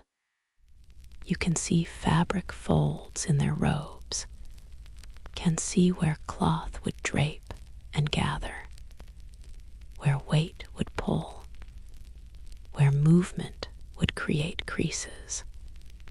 The stone looks soft, looks like actual fabric frozen in a moment, like the guardian might shift and the robes would move, would follow natural laws of how cloth behaves. But of course they won't move, can't move, are stone and have always been stone. The illusion of softness is only illusion, is only the skill of carvers who understood how to make stone suggest what it isn't. The faces show individual features. These aren't identical, aren't template faces repeated. Each guardian has their own nose, their own mouth, their own eyes. The specificity suggests these are portraits. These are people who actually existed, who actually served in whatever capacity these guardians represent, who were honored or remembered or made permanent by having their likenesses carved and positioned here. In these passages, at these thresholds, standing eternal watch over spaces that no longer need watching, some guardians hold objects, staffs, books, lamps, tools whose purposes aren't immediately clear, but which clearly mattered, which defined the role, which identified what these guardians did, what their function was, what their service entailed. A staff might indicate authority, a book might indicate knowledge, a lamp might indicate their role as lightbringer, as illuminator of darkness, as the one who carried flame into these depths and kept it burning. The objects are carved with the same care as the faces, made to matter, made to be recognizable. A book shows pages, shows binding, shows the thickness that actual books have. A lamp shows the hollow where oil would sit, shows the channel where wick would rest. The attention to detail testifies to importance. These objects weren't just attributes, weren't just props. They were part of identity, part of what made these guardians who they were. But as you move deeper, as you approach the innermost chambers, something changes. Some of the figures look different. The stone isn't quite the same. The surface has a quality that carved stone doesn't have. A texture, a roughness, or sometimes a smoothness that's too smooth, too organic. These figures aren't carved, or weren't entirely carved, or were something else that became stone. You look closer. Your light reveals details that are unsettling. These figures show clothing that's too detailed, shows weave, shows stitching, shows the kind of specificity that's impossible to carve. The folds aren't stylized, aren't artistic interpretation of how fabric behaves. They're actual folds, actual cloth, or were, before whatever process transformed them into stone, before fabric became mineral, before organic material became geological. And the faces, these faces aren't carved, can't be carved, show details that hands can't create, show pores, show the texture of skin, show wrinkles and lines and the minute irregularities that make each human face unique, show, in some cases, hair, individual strands of hair transformed into stone, made permanent, made part of the statue that was once a person. These aren't sculptures. These are remains. These are people who became stone, who transformed, who calcified, who through some process natural or intentional, accidental or chosen, turned from flesh to mineral, from living body to stone guardian, from mortal keeper to eternal presence. The process is geological, water seeping through limestone, carrying dissolved minerals, depositing them gradually on whatever it contacts. Over time, centuries, Usually the deposits accumulate, layer upon layer, coating, covering, eventually replacing. What was organic becomes mineral. What was flesh becomes stone. The process is real, is documented, is called petrification or calcification. Happens in certain conditions when mineral-rich water has access to organic material and sufficient time. But understanding the process doesn't answer the crucial question. Was this intentional? Did these people choose this fate? Position themselves deliberately to be slowly transformed? Or did they die in place during the complex's abandonment, and the transformation happened accidentally? Natural consequence of being in an environment where mineral deposition occurs. The stone doesn't tell you. The figures stand or sit in poses that could be deliberate, or could be the positions of people who died and happened to be calcified where they fell. Some poses suggest intention. Figures sitting in meditation, standing in formal positions, holding objects in deliberate ways.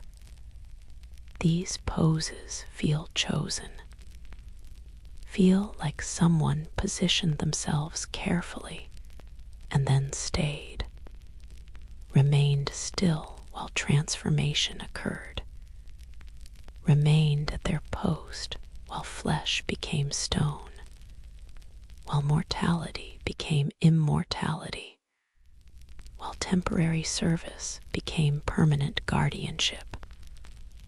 Other poses are less clear, could be intentional, could be accidental, could be people who sat down to rest and never rose, who died and were preserved where death found them.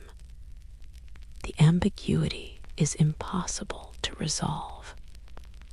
The stone doesn't preserve intention, doesn't record choice, just holds the form, just maintains the position, just testifies that here, in these depths, people became stone and remain stone and will be stone until the mountain itself erodes away.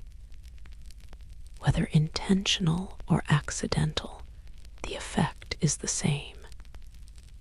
These chambers feel watched, feel inhabited, not by the living, but not by the merely dead either, by something in between, by presences that are no longer alive but haven't entirely left, that remain at their stations, that continue their watch, that keep faith with duties that no longer exist because the complex they served is empty and the tradition they maintained has ended.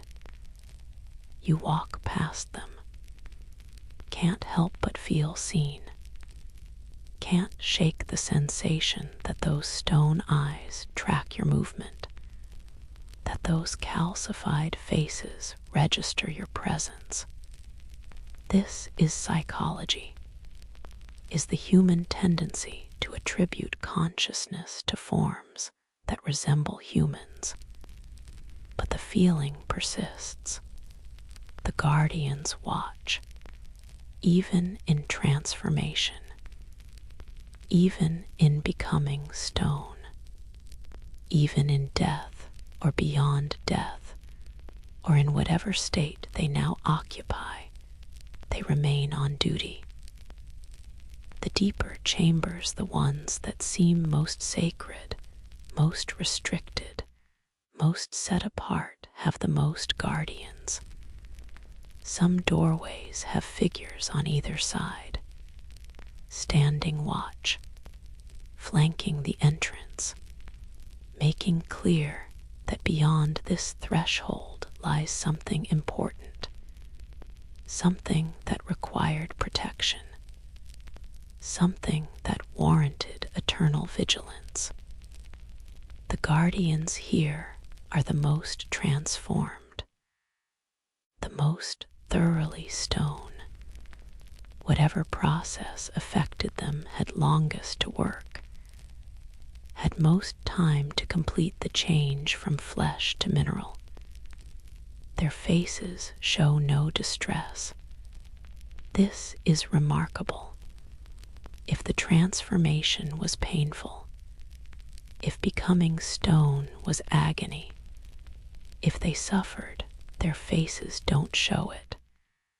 They look calm, peaceful. Some almost seem to smile. Slight curve to lips that suggests contentment, acceptance, willing embrace of whatever was happening to them. This suggests choice, suggests they knew, suggests they positioned themselves deliberately and accepted transformation as continuation of service, as way of remaining at their posts forever. Or perhaps the facial expression is accident. Perhaps the transformation simply preserved whatever expression they wore when they died. Perhaps they died peacefully, and the peace is preserved. Perhaps they died in meditation or prayer, and the meditation's calm transferred to stone. You can't know. Can only observe that these stone faces show no fear, no resistance, no struggle, only calm, only acceptance, only the quiet that comes with letting go or holding on, with ending or continuing, with death or with life transformed into something that transcends the distinction. Some traditions speak of mastery over death, of holy people who choose the moment and manner of their passing, who die consciously, who remain aware as life leaves body, who transform rather than simply cease. Perhaps these guardians achieved this. Perhaps they were adepts, masters, people who understood something about consciousness and embodiment that allowed them to choose stone over decay, allowed them to become permanent rather than temporary, allowed them to remain as guardians long after normal death would have ended their service. Or perhaps they were simply devoted, simply so committed to their duty that when abandonment came, when everyone else left, when the complex emptied, they stayed, chose to remain, chose their post over departure, chose duty over survival. And the mountain, in its slow, patient way, rewarded that faithfulness, preserved it, made it permanent, transformed the devoted into eternal guardians, made their choice to stay literal, made them part of the stone they'd served. The guardians don't explain themselves, don't offer testimony about what they chose or what happened to them. Just stand, just sit, just remain in their positions, just continue the watch they began when they were flesh, or when they were first carved, or in whatever moment they became what they now are.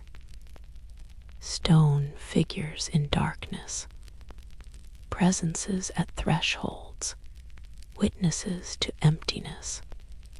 You pass through spaces they guard, enter chambers they protect, cross thresholds they flank, and each time you feel it, the weight of their presence, the sense of being observed, of entering space that isn't quite empty, that holds these permanent residents, these eternal keepers, these guardians who fulfilled their duty so completely that they became incapable of ever abandoning it. Stone can't leave. Stone doesn't retire.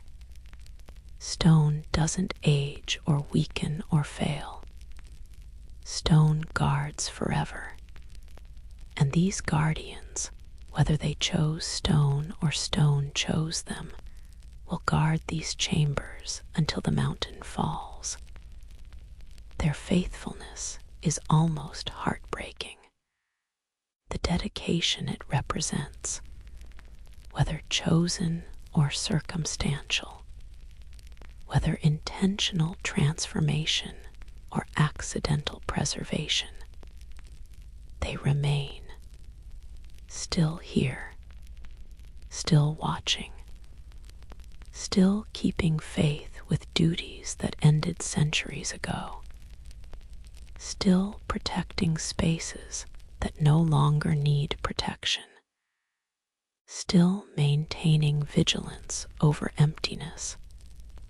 But perhaps emptiness needs watching too. Perhaps absence requires guardians. Perhaps what they protect isn't the chambers themselves, but the memory of what the chambers held, the sanctity they once contained, the sacred work that once occurred here. The guardians testify that this place mattered, that people dedicated lives to it, that service was real and duty was sacred, and some commitments transcend life itself. The stone guardians stand, patient, eternal, neither living nor dead, neither present nor absent, transformed into something that doesn't require those distinctions, that exists beyond them, that simply is. Stone in the shape of keepers, keepers in the form of stone, duty made permanent, service made eternal, faithfulness preserved in mineral form. The guardians who became stone, still standing, still watching, still keeping their posts, forever vigilant, forever faithful, forever testifying that some things' duty, service, dedication to the sacred can outlast flesh, can outlast life, can become stone, and in becoming stone, become immortal. The watch continues, the guardianship endures, and the stone faces, calm in their eternal vigil, neither smile nor frown, but simply remain, forever, in darkness, in silence, in patient dedication to duties that time has ended, but stone remembers. Forever. Beyond the guardians, deeper still, there is water. You smell it before you see it. The air changes, becomes damper, carries the mineral scent that water picks up when it's been underground for centuries, when it's touched nothing but stone, when it's absorbed the mountain's essence and holds it dissolved, invisible, carried in molecules you can't see but can smell, can taste faintly when you breathe. The passage opens into another chamber, not large like the Twilight Hall, more intimate, more carefully proportioned. The space feels designed, intentional, every dimension measured, every surface positioned with purpose. This isn't carved space that happens to work. This is architecture. This is sacred geometry made physical, made stone, made into a chamber that exists to do something specific, to create some particular effect. And in the center, there is the pool. The water is dark, black in your light, not because it's dirty or stained, but because it's deep and still, and your light doesn't penetrate far into its surface. Water this still acts as mirror, acts as barrier between air and whatever lies beneath. The surface tension creates membrane, creates boundary, creates division between the world above and the world the water holds. The pool is circular, perhaps 3 meters across, perhaps 4, small enough to walk around, small enough to take in at a glance, but large enough to matter, large enough to be significant, large enough that creating it required effort, required excavating stone, required finding or creating a source, required all the engineering that making permanent water feature in underground chamber demands. The pool's edge is worked stone, carefully fitted, each stone shaped to curve, to follow the circle, to create smooth, continuous rim that defines where air ends and water begins. The stones are worn, polished, not from water action, but from touch, from hands, from bodies, from the contact of those who knelt here, who leaned over, who reached toward the surface. The wear is testimony, is evidence that people came here regularly, frequently, that this pool received attention, received devotion, received the patient accumulation of human presence that marks stone. The water is perfectly still, not a ripple, not a tremor, just absolute calm, absolute smoothness, the kind of stillness that takes time to achieve, that requires no disturbance, no wind, no dripping, no movement in the chamber.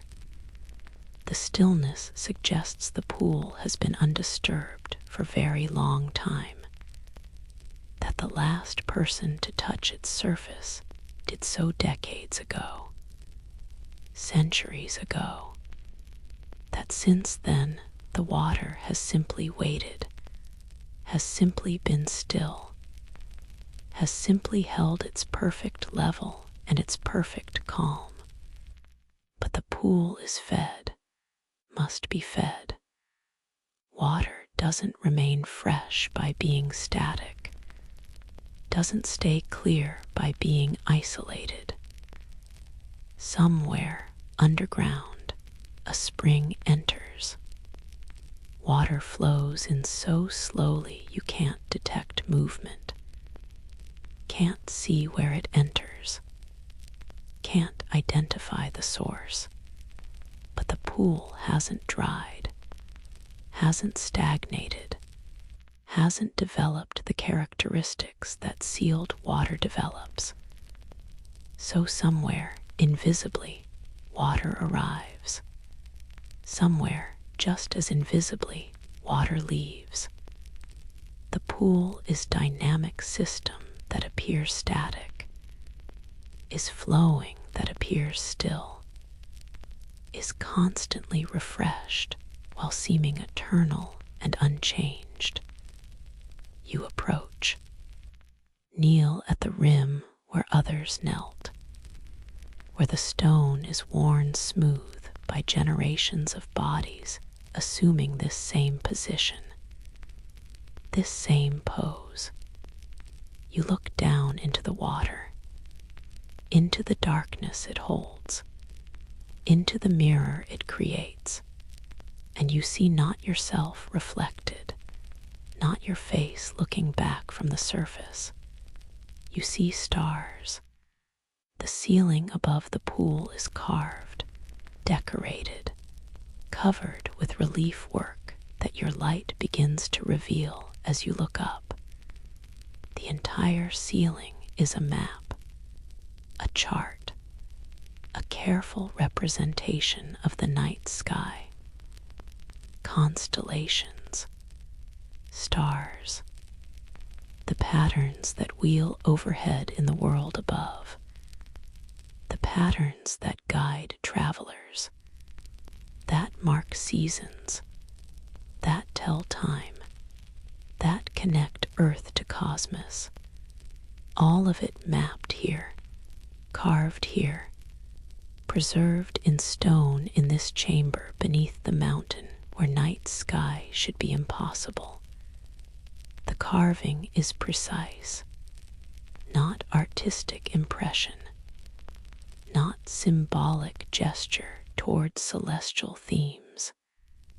Actual map, actual sky. The constellations are recognizable. The relationships are correct. The positions are accurate.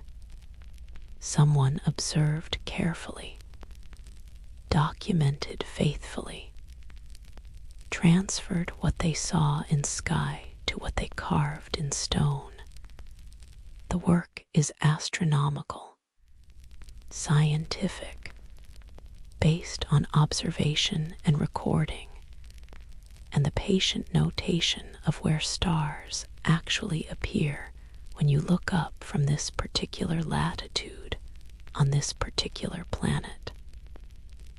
The ceiling is polished, smoothed after carving until the surface reflects, catches light, creates impression of depth even though it's solid stone.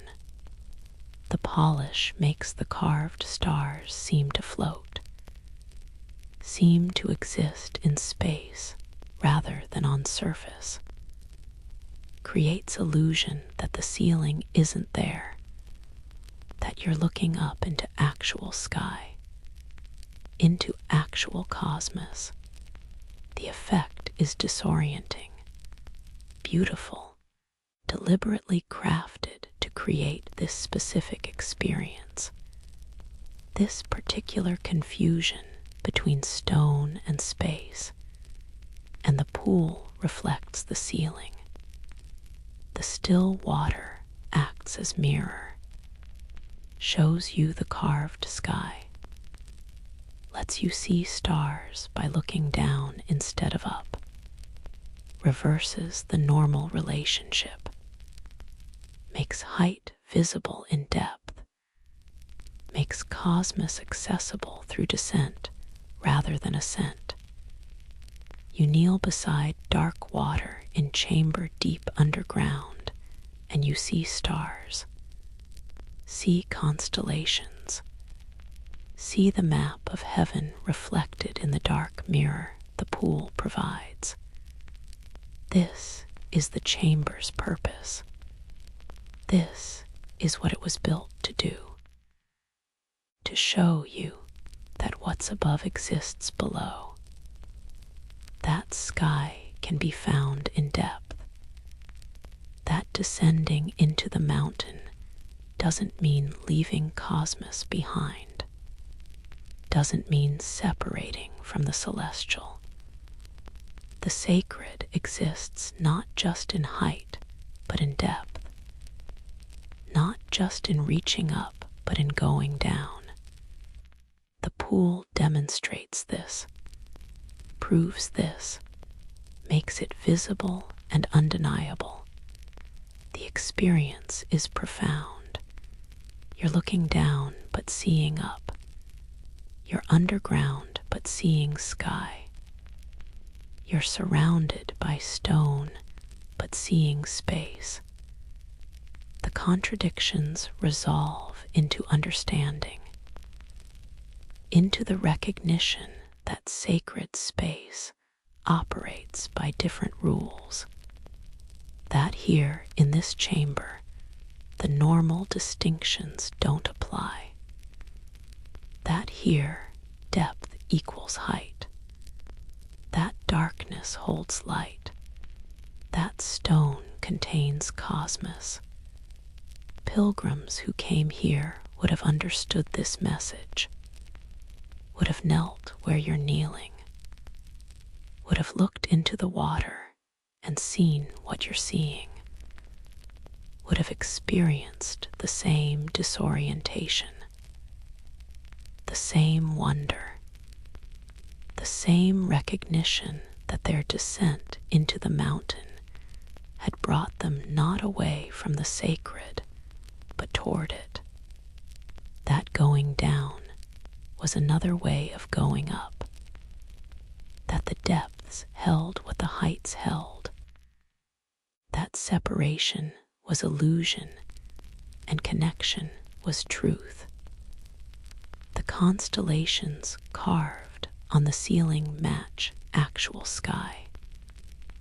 Archaeologists have confirmed this, have identified the patterns, have traced them to specific time periods based on how the stars appeared centuries ago, before precession shifted them, before time's slow work changed which stars appear where when viewed from Earth's surface. The carving preserves ancient sky, shows how cosmos looked when this chamber was created, becomes astronomical record as well as sacred space. Some constellations are emphasized, carved deeper, made more prominent. These would be the sacred ones, the significant patterns, the celestial markers that mattered to this tradition, that told them something about the divine, about cycles, about their place in the cosmos. These emphasized constellations would guide their ceremonies, would mark their festivals, would tell them when to do what their faith required. But we don't know which are which, don't know which patterns were sacred and which were merely documented, don't know what theological significance any constellation held. The stars are there, the patterns are preserved, but the meaning is lost. The connection between sky and belief is broken. What remains is form without content, map without key, cosmos without cosmology. The pool doesn't care, continues its work regardless, continues reflecting, continues showing sky to those who look down into its surface. The chamber functions independently of understanding, does what it was designed to do, whether anyone comprehends why or not. The pool holds heaven underground, makes the impossible actual, shows what shouldn't be visible. The still water breathes somehow, not literally, but the surface seems alive, seems conscious. The perfect stillness is active rather than passive, is maintained rather than merely existing. The pool is waiting, is ready, is prepared to show you sky if you're prepared to see it, to see past the impossibility, to accept that looking down can mean looking up, that depth can reveal height, that underground chamber can hold cosmos. You could touch the water, could disturb the surface, could break the reflection. Your hand would sink into darkness, would disperse the stars, would make the mirror chaos. But you don't, won't, can't quite bring yourself to disturb what's so perfectly still, so perfectly preserved. The pool has been undisturbed for so long that disturbing it feels like violation, like breaking something that should remain intact. The stillness is sacred, is part of the offering, is what allows the reflection to exist. So you kneel, you look, you see stars in dark water deep beneath the mountain. You experience the impossible made real. You understand, perhaps, something of why these people built downward, why they chose depth, why they believed that going into the earth was path to the divine. Because here, in this chamber, depth doesn't mean separation, doesn't mean distance from what's above. Depth means different kind of access, different way of seeing, different relationship to what is. The mirror pool teaches without speaking, shows without explaining, offers experience that transcends interpretation. You see sky underground, and the seeing changes something, changes how you understand up and down, changes how you think about sacred space, changes your certainty that heights are where divinity dwells. The pool says quietly, persistently, eternally, the sacred is also here, in depth, in darkness, in still water that reflects stars carved in stone in chamber sealed from actual sky. The pilgrims understood. The builders understood. They created this space to demonstrate what they knew, to show what they'd discovered in their devotion to depth, to prove that descending doesn't mean abandoning, that going into earth doesn't mean leaving cosmos, that the mountain's heart holds heaven if you know how to look, if you look down instead of up, if you accept that reflection can be as real as source, that the mirror can teach what the original cannot. The pool waits, still reflecting, still showing carved stars to anyone who kneels and looks down, still demonstrating that impossibility is only limitation of imagination. The water holds heaven. The darkness shows light. The depth reveals height. And the chamber patient and eternal, continues its teaching, continues showing sky to those who descend, continues holding cosmos in dark water, continues proving that sacred space makes its own rules, follows its own logic, creates its own possibilities. You could stay here, could kneel in the worn stone and look into the mirror pool and see stars until your eyes adjust so completely that the carved stone constellations seem to move, seem to wheel slowly across the reflected sky, seem to follow their eternal paths. The chamber holds time differently than other spaces, makes moments expand, makes stillness active, makes looking into dark water become meditation that has no end. But eventually you rise. Eventually you leave. Eventually you continue deeper. But the pool remains. The reflection remains. The stars carved in stone and mirrored in water remain, waiting for the next person who descends, who finds this chamber, who kneels at the worn rim and looks down and sees, impossibly, sky.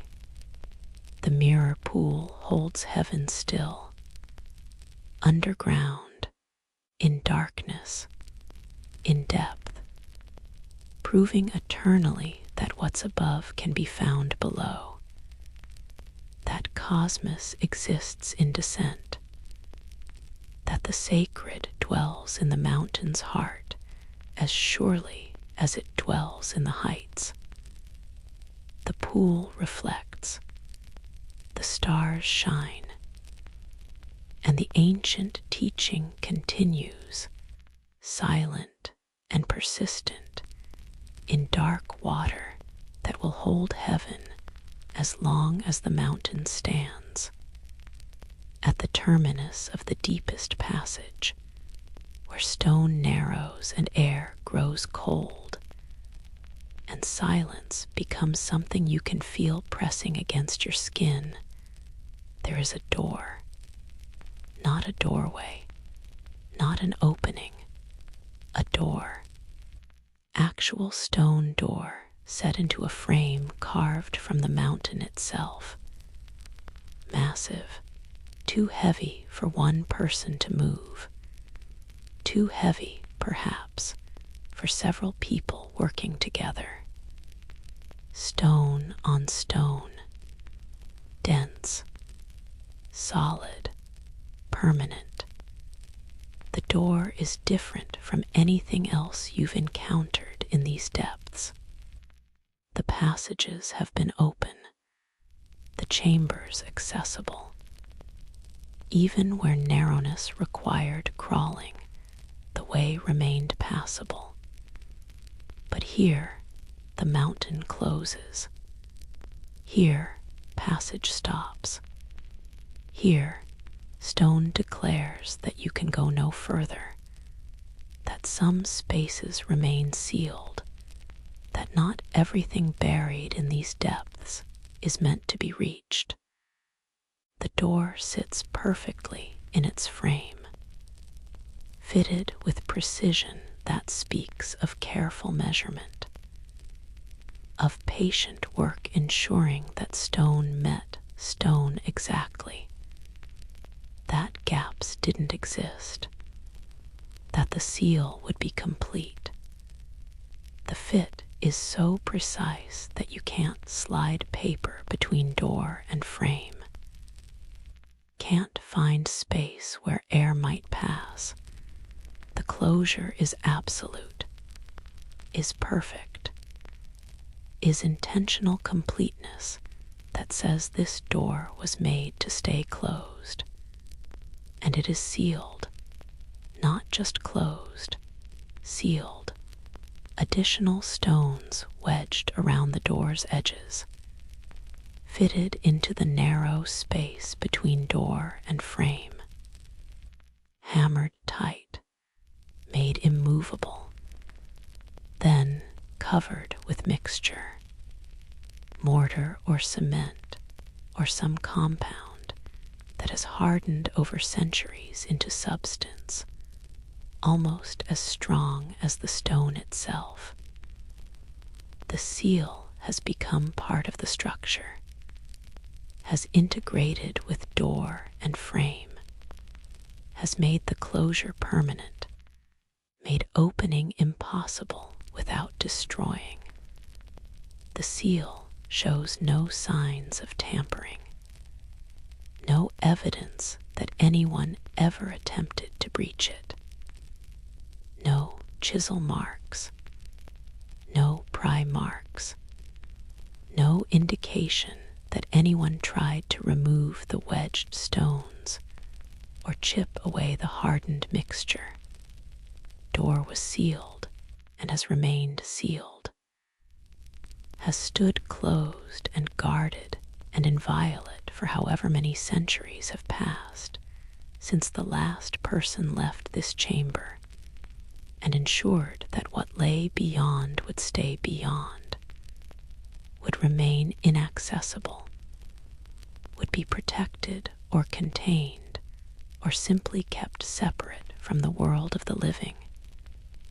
You touch the seal, can't help yourself. The stone is cool, smooth in places, rough where the sealing mixture has textured it.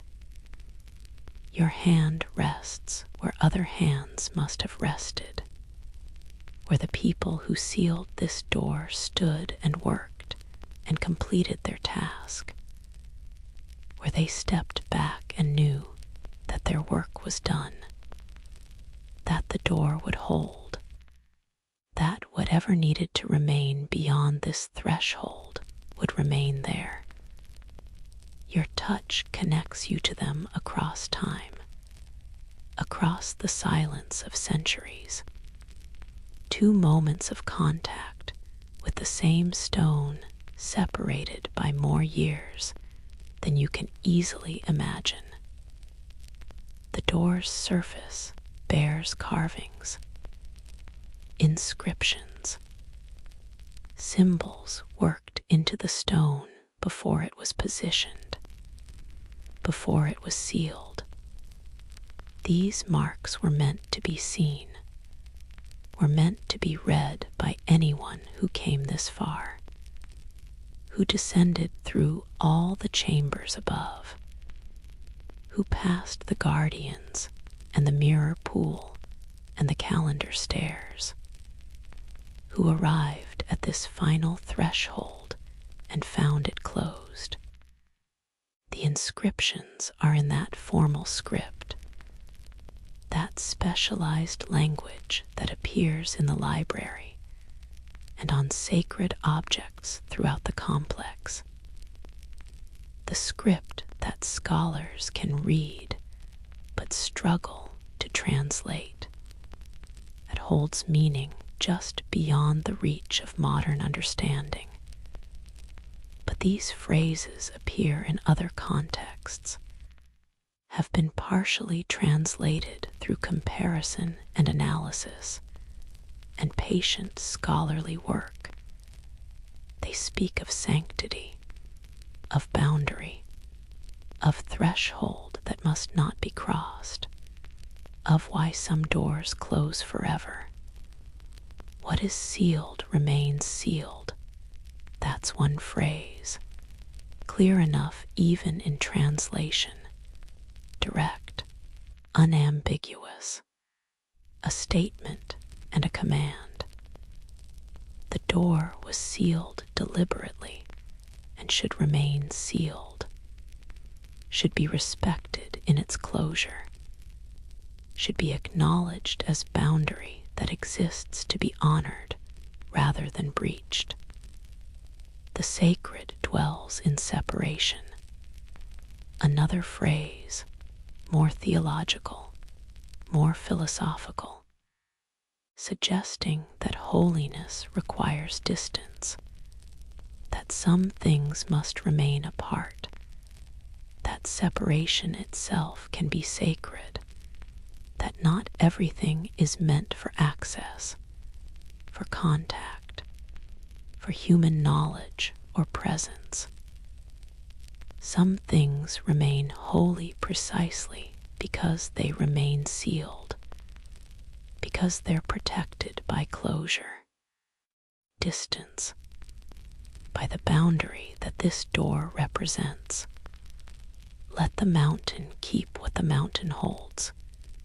This phrase appears twice, once near the top of the door, once near the bottom, repeated for emphasis, for certainty, to make clear that whatever lies beyond this door belongs to the mountain now, has been given to stone and depth and darkness, has been surrendered to the earth, should be left where it was placed, should remain in the keeping of the stone that surrounds it and protects it and makes it inaccessible.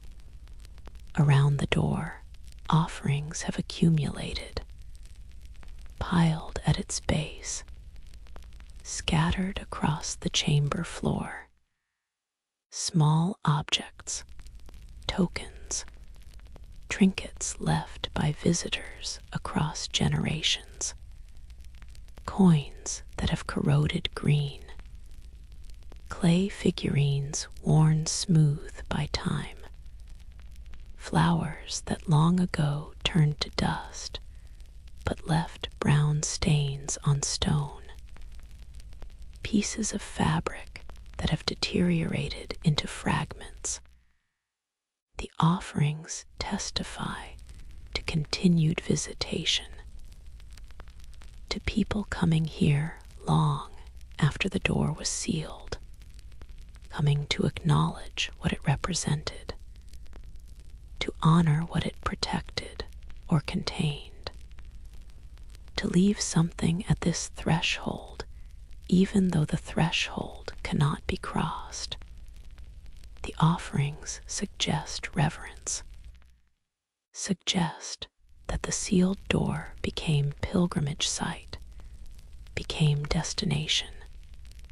People came here not to open the door, but to stand before it, to acknowledge its closure, to respect the seal, to participate in the act of honoring boundaries, of accepting that some things remain unknown, that some spaces remain inaccessible, that closure itself can be sacred, that what you can't reach can still receive your devotion.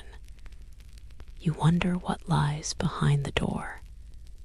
Can't help wondering.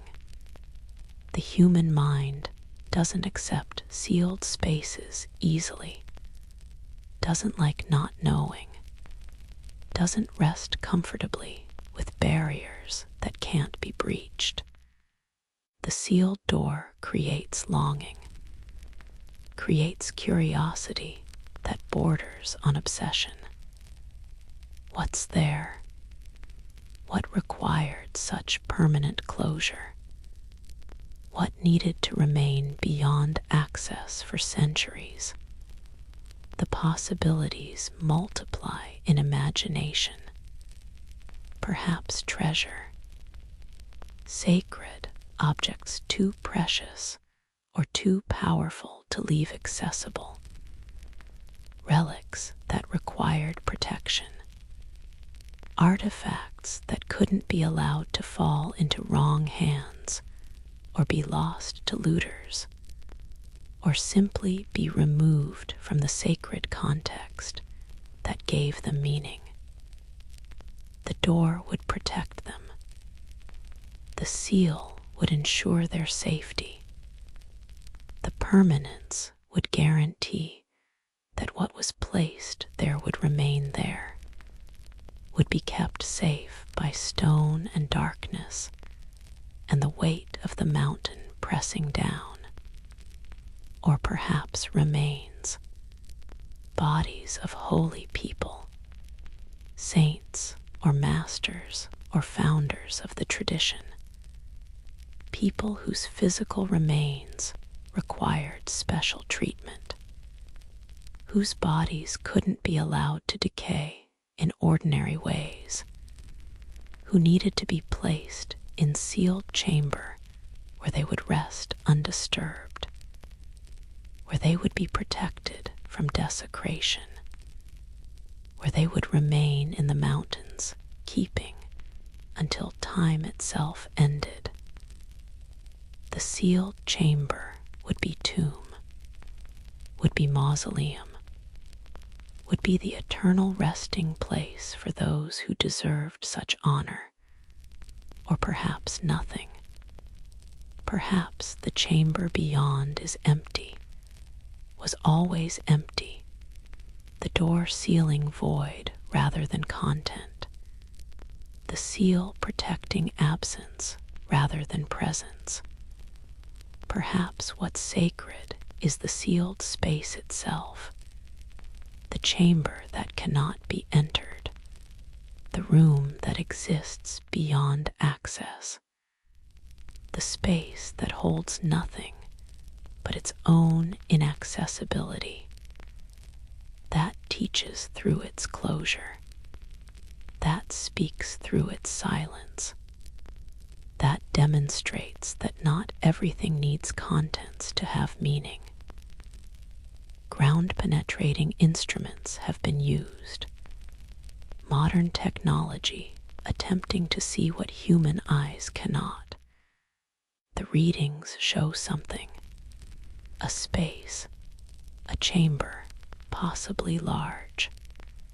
The stone beyond the door is less dense than surrounding rock, suggests void, suggests room, suggests that yes, there is chamber there. The door doesn't seal solid stone, seals access to actual space that exists beyond. But the readings are unclear. The depth of stone makes certainty impossible. The instruments show void, but can't show what the void contains. Can't distinguish between empty chamber and chamber holding objects. Can't see through stone with enough resolution to identify specifics. What exists beyond remains unknown, remains uncertain, remains as mysterious as if the instruments had shown nothing at all. The question becomes ethical rather than practical. Technology exists to open this door, to cut through the seal, to breach the closure, to reveal what lies beyond. Stone saws could cut. Hydraulic equipment could move the massive door. Modern tools could accomplish what ancient sealing was meant to prevent. The physical barrier can be overcome, but should it be?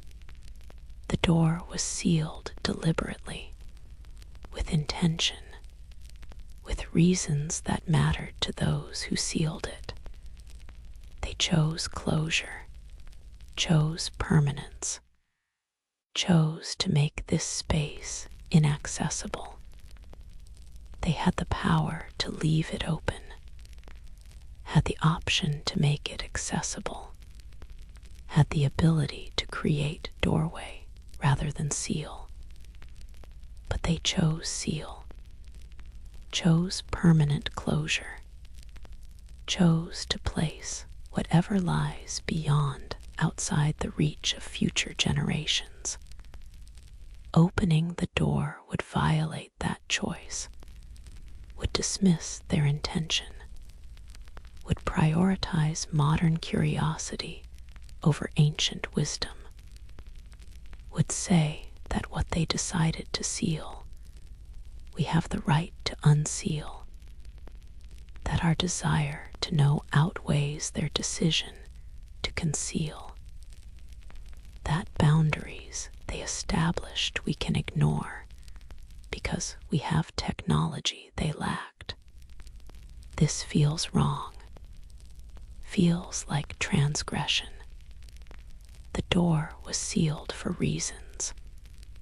Whether those reasons were protecting sacred objects, or honoring holy dead, or simply creating space that must remain sealed to remain sacred, the reasons mattered to those who sealed it, mattered enough to undertake the enormous effort of creating permanent closure, mattered enough to carve warnings, to write inscriptions, to make clear that this door should remain closed.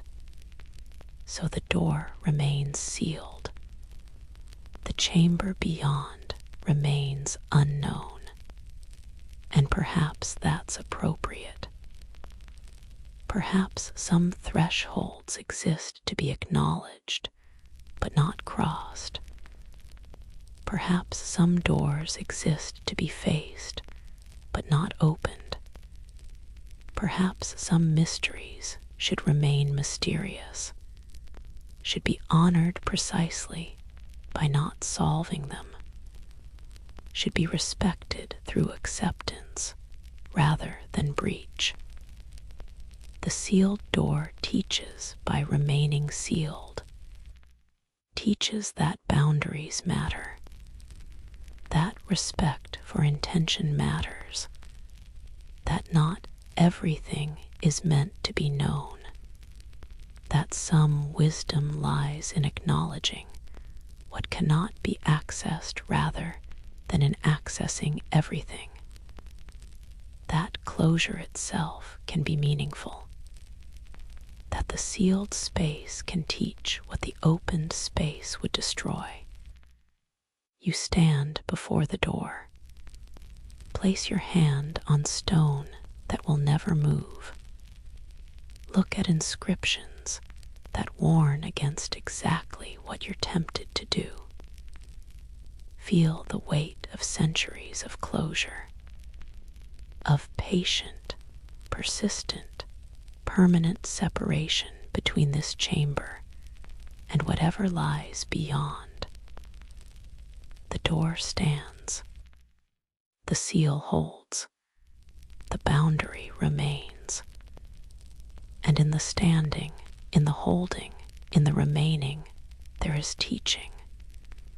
There is wisdom.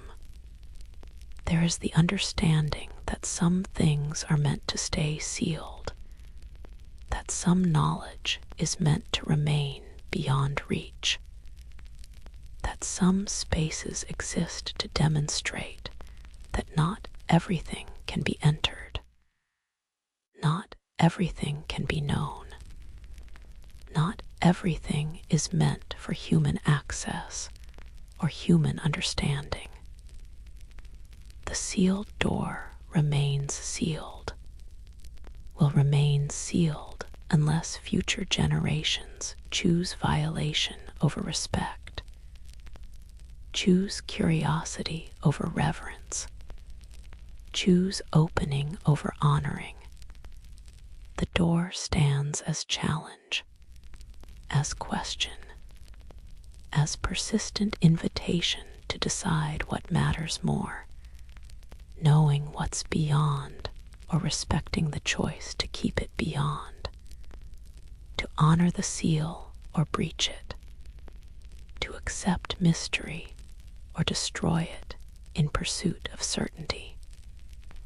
The door waits, patient as only stone can be patient, sealed as firmly as human hands could seal it, protecting or containing or simply keeping separate whatever lies beyond. The inscriptions speak their warnings. The offerings testify to generations of respect. And the seal endures, holding back curiosity, holding fast against time, holding sacred the space beyond.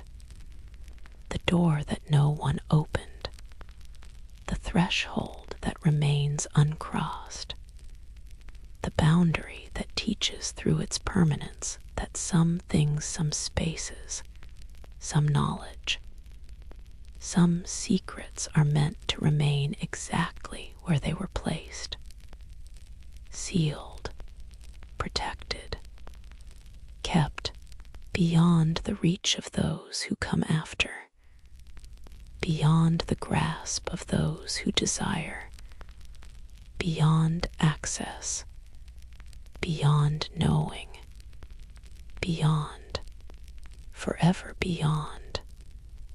Throughout the underground complex, sound behaves strangely.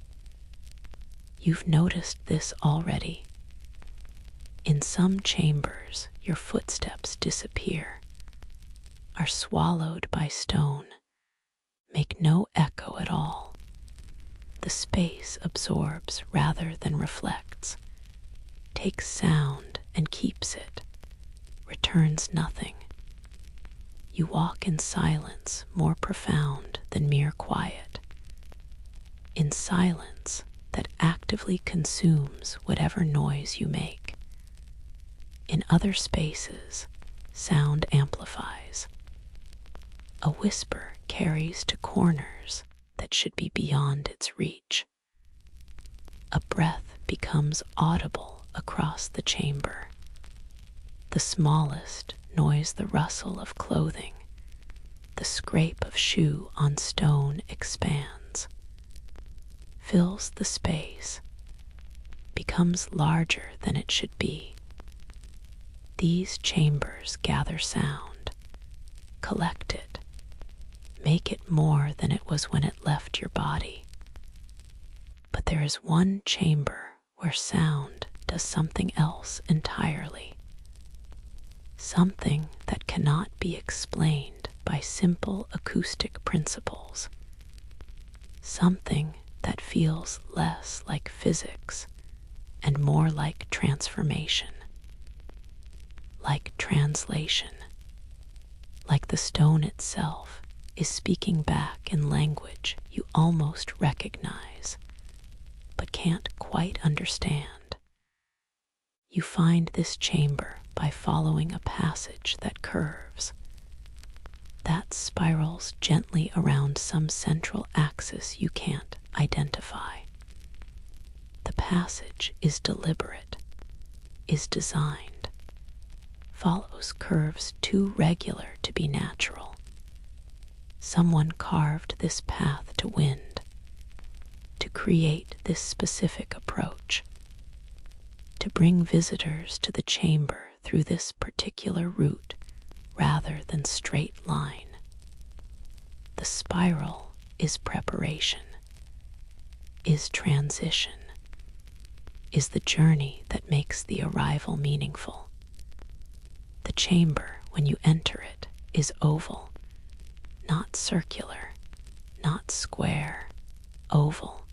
The shape is precise, measured, created with intention that the regularity testifies to.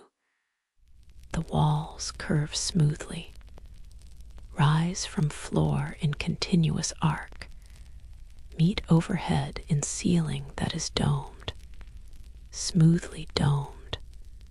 The surface has been worked until it's polished, until it reflects the small amount of light you carry, until it seems almost liquid, almost alive.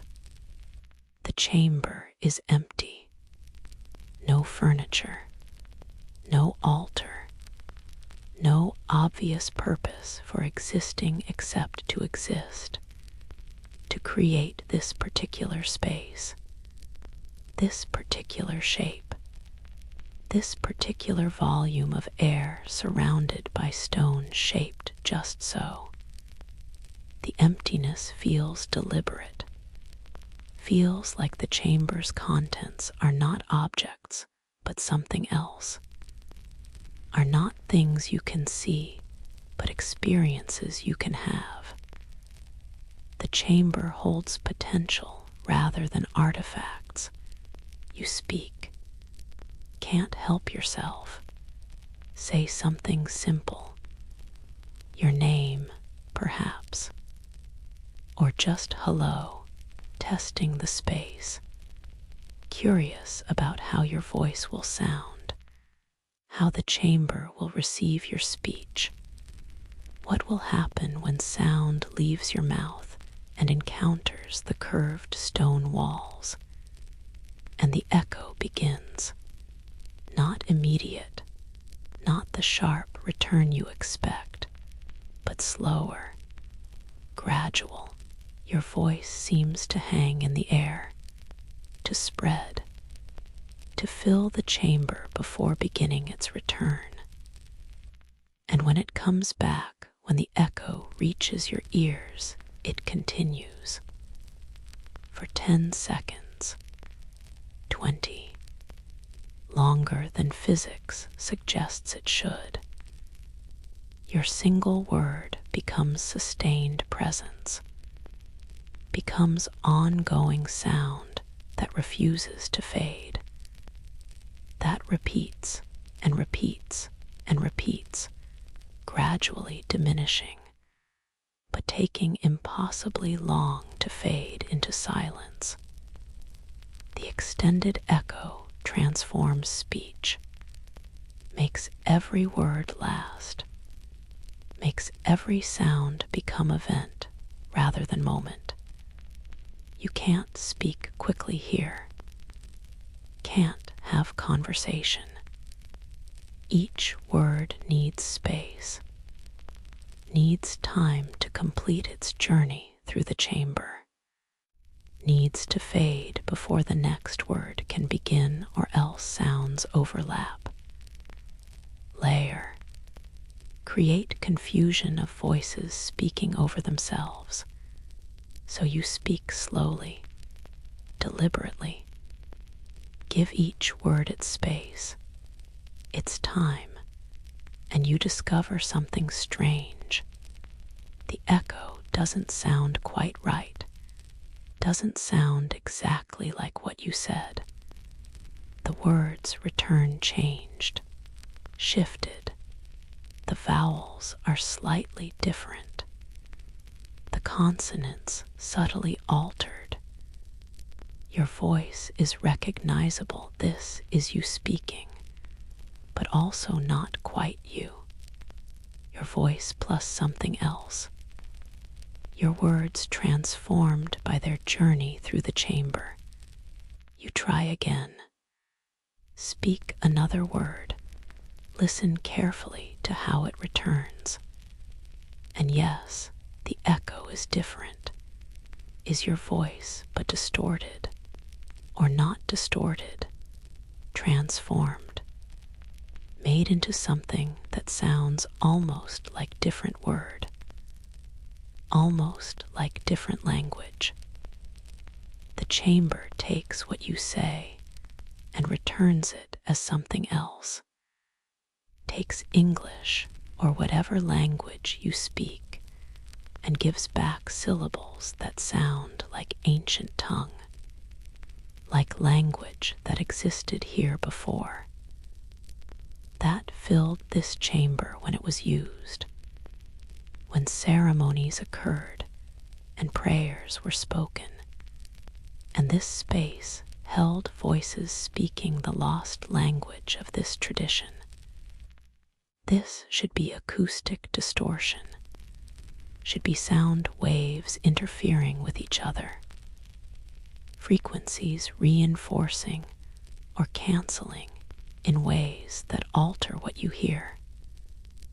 The oval shape creates complex acoustic, creates multiple paths for sound to travel, creates reflections that arrive at different times, that combine and interfere and produce effects that seem strange because they're mathematically complex, but are ultimately just physics, just natural result of sound behaving according to physical laws in space, shaped specifically to create these behaviors. But it doesn't feel like physics. Feels like something else. Feels like the chamber is translating, is taking your modern speech and returning it in the ancient language that once filled this space, is teaching you how words sounded when spoken here, how prayers were chanted, how ceremonies were conducted. The stone remembers, holds acoustic memory of centuries of use, and now, when new sound enters, the stone activates those memories, resonates with old patterns, brings them briefly back to audibility. You keep speaking. Can't stop yourself now. Say word after word. Listen to each one transform. Listen to each echo become something other than what you intended. Some words come back almost unchanged. Others return completely different. Pattern isn't predictable, isn't consistent. Each word creates its own echo. Each sound produces its own transformation. The chamber responds uniquely to each input, creates different effect depending on what sound it receives. The experience is disorienting. You hear yourself speaking, but also hear something else speaking. Someone else, some other voice using your voice, some other language using your words. The boundary between you and the chamber becomes permeable. You're not just in this space. You're interacting with it. You're collaborating with it. Your voice and the stone's voice becoming temporarily inseparable. Other visitors report similar experiences. Not identical, everyone hears something different, but similar patterns. Everyone describes their echo as not quite matching what they said. Everyone notes the transformation, the sense that words return in different language, that the chamber translates. That speaking here means being answered by something that isn't you, that uses your voice, but says different things. Perhaps the chamber was designed for this, was built specifically to create these effects. Ancient builders who understood acoustics, who knew how to shape stone to produce particular sounds, who created space that would transform speech deliberately. That would make the familiar strange. That would give speakers the experience of hearing their words become foreign, become other, become something that sounds like the sacred language, like the language of the gods or spirits, or whatever powers this tradition addressed. This would be part of the chamber's sacred function, part of how it served transformation. You enter speaking your language. You hear yourself speaking another. You recognize your voice, but not your words. This dislocation, this estrangement from your own speech, this would be preparation, would soften boundaries between self and other, between known and unknown, between the language you brought from above and the language that existed here below. The chamber would teach through disorientation, would show that what you think you know, even something as basic as your own voice, can be transformed, can be made strange, can be made into something you don't recognize. This loosening of certainty would be sacred work, would be the opening of consciousness required for ritual transformation, for encounter with the divine, for the experience of becoming something other than what you were when you entered. Or perhaps the explanation is simpler. Perhaps acoustic memory is real. Perhaps sound does imprint on stone in ways science hasn't fully documented. Perhaps centuries of chanting and prayer did leave traces, did create vibrations embedded in the structure. And now, when new sound enters, it activates those traces, resonates with the old patterns, brings them briefly back. The echoes you hear are layered, are your voice plus the voices of everyone who spoke here before, all speaking simultaneously, all overlapping, all creating the complex sonic texture that sounds like translation, but is actually the accumulated voice of centuries speaking together. The chamber continues its work regardless of explanation, continues transforming speech, continues making your voice strange to you, continues creating echoes that sound like forgotten language. The effect persists whether you understand the mechanism or not, whether it's design or accident, whether it's acoustic engineering or acoustic memory, or simply complex physics creating illusions your mind interprets as meaning. You speak and listen. Speak and listen. The chamber responds. The echoes build. Your voice becomes chorus, becomes many voices, becomes the sound of something larger than individual human speaking. The oval walls hold the sound. The domed ceiling gathers it.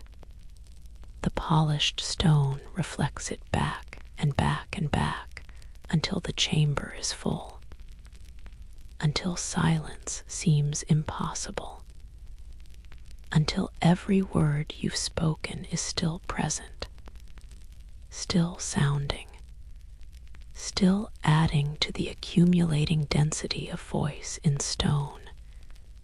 And beneath your voice, or within it, or alongside it, you hear something else.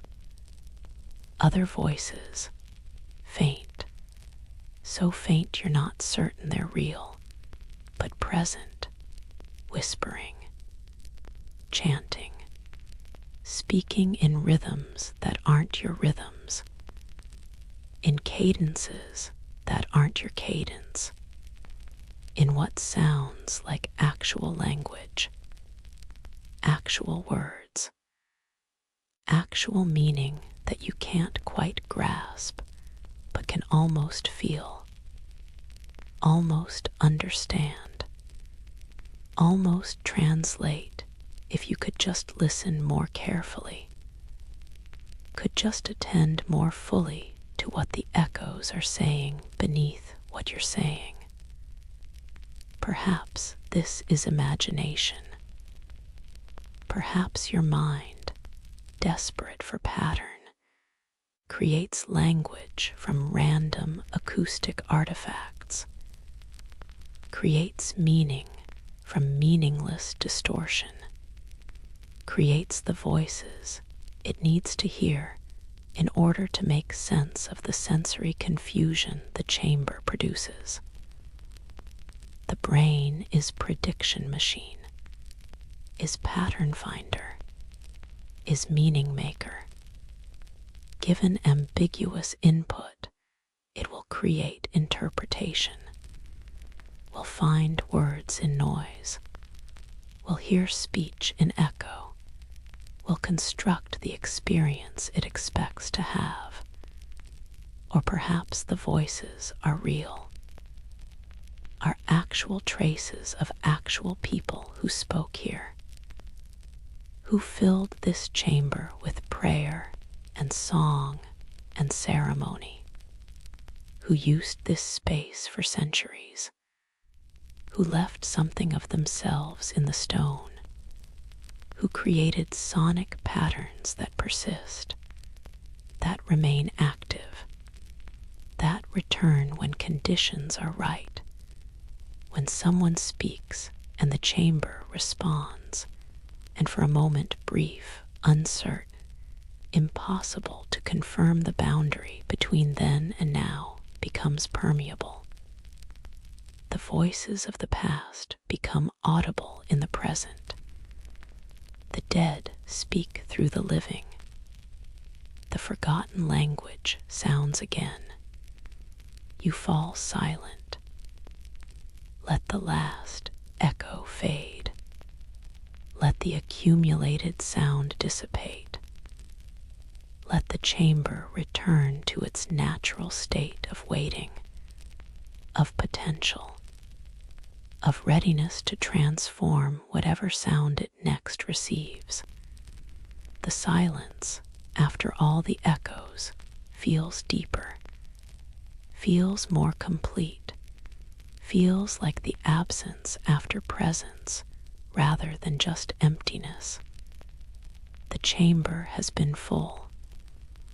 Now it empties, returns to stillness, to the quiet that existed before you spoke.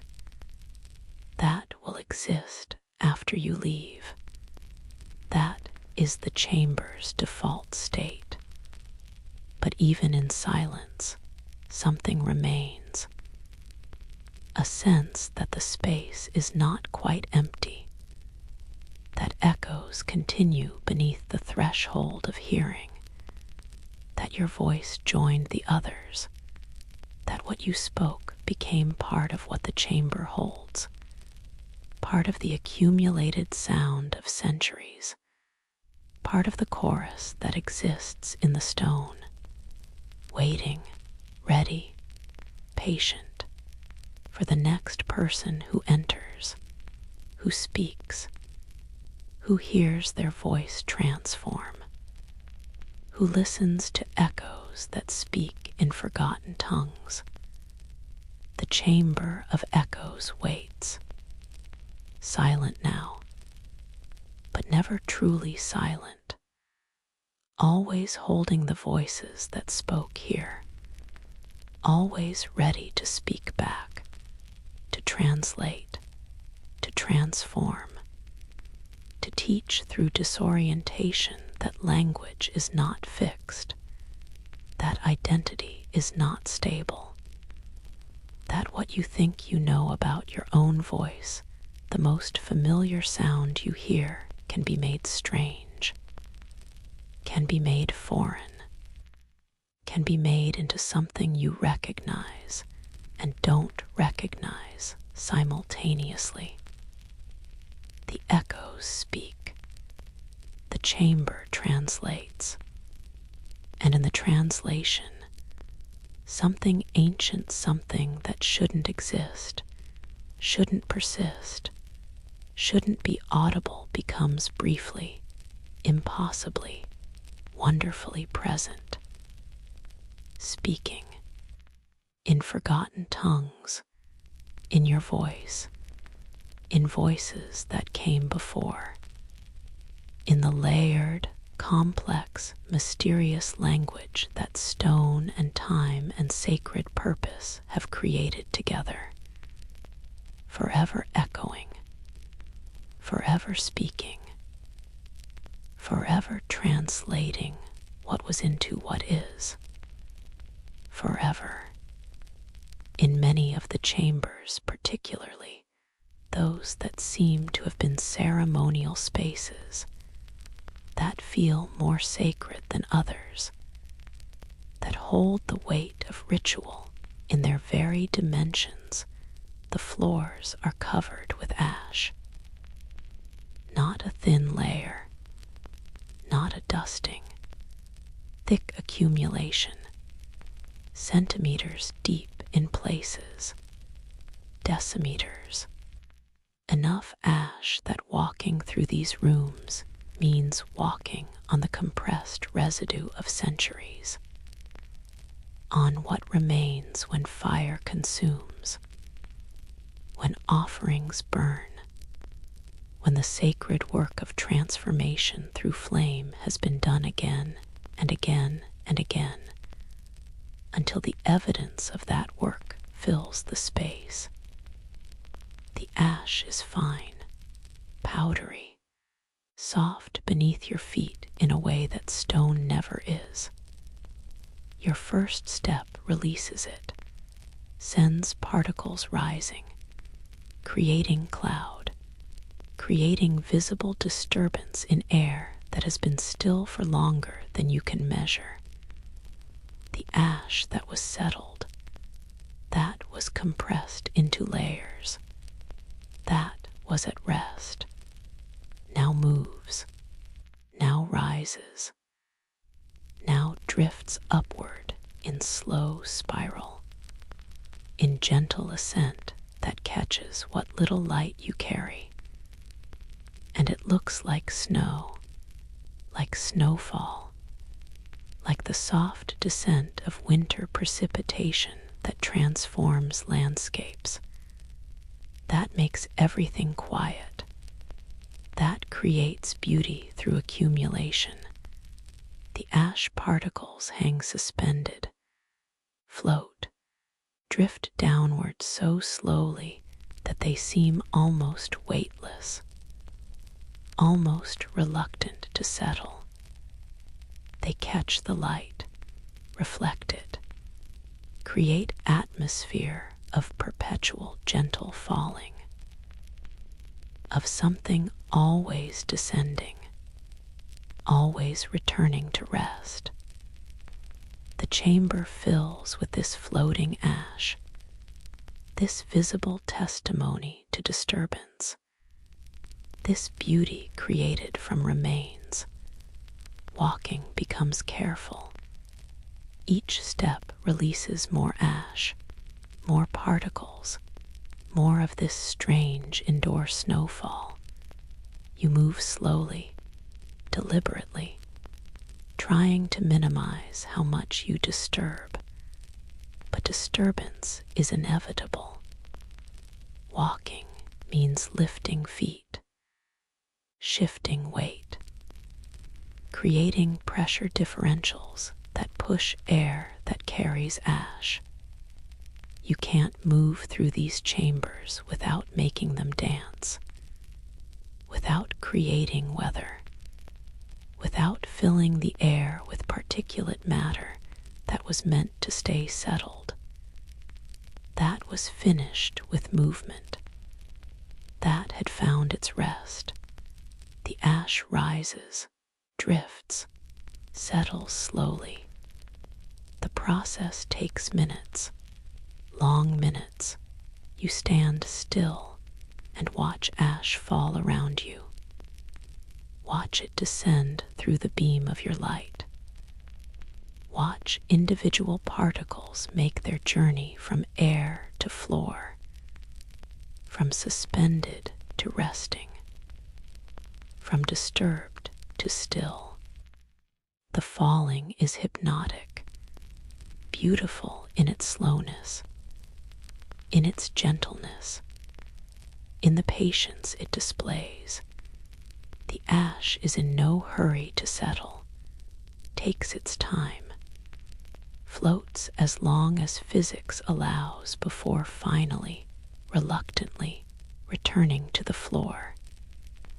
This ash represents centuries, represents thousands of fires, thousands of ceremonies, thousands of moments when someone lit something and let it burn, when they brought fuel to this underground chamber, when they carried fire into darkness, when they tended flames and watched them consume what was offered, when they stood in smoke and heat and the transformative presence of fire.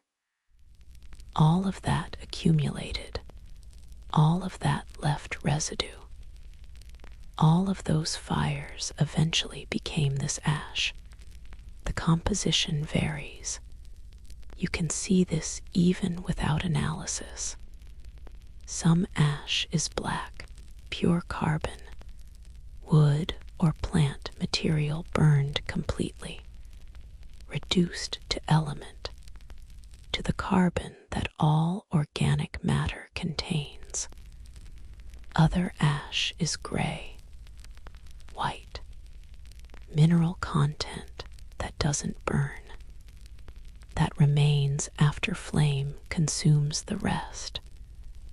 The colors mix, create patterns, create subtle variations across the floor that testify to what burned here, to the different materials that were offered to flame.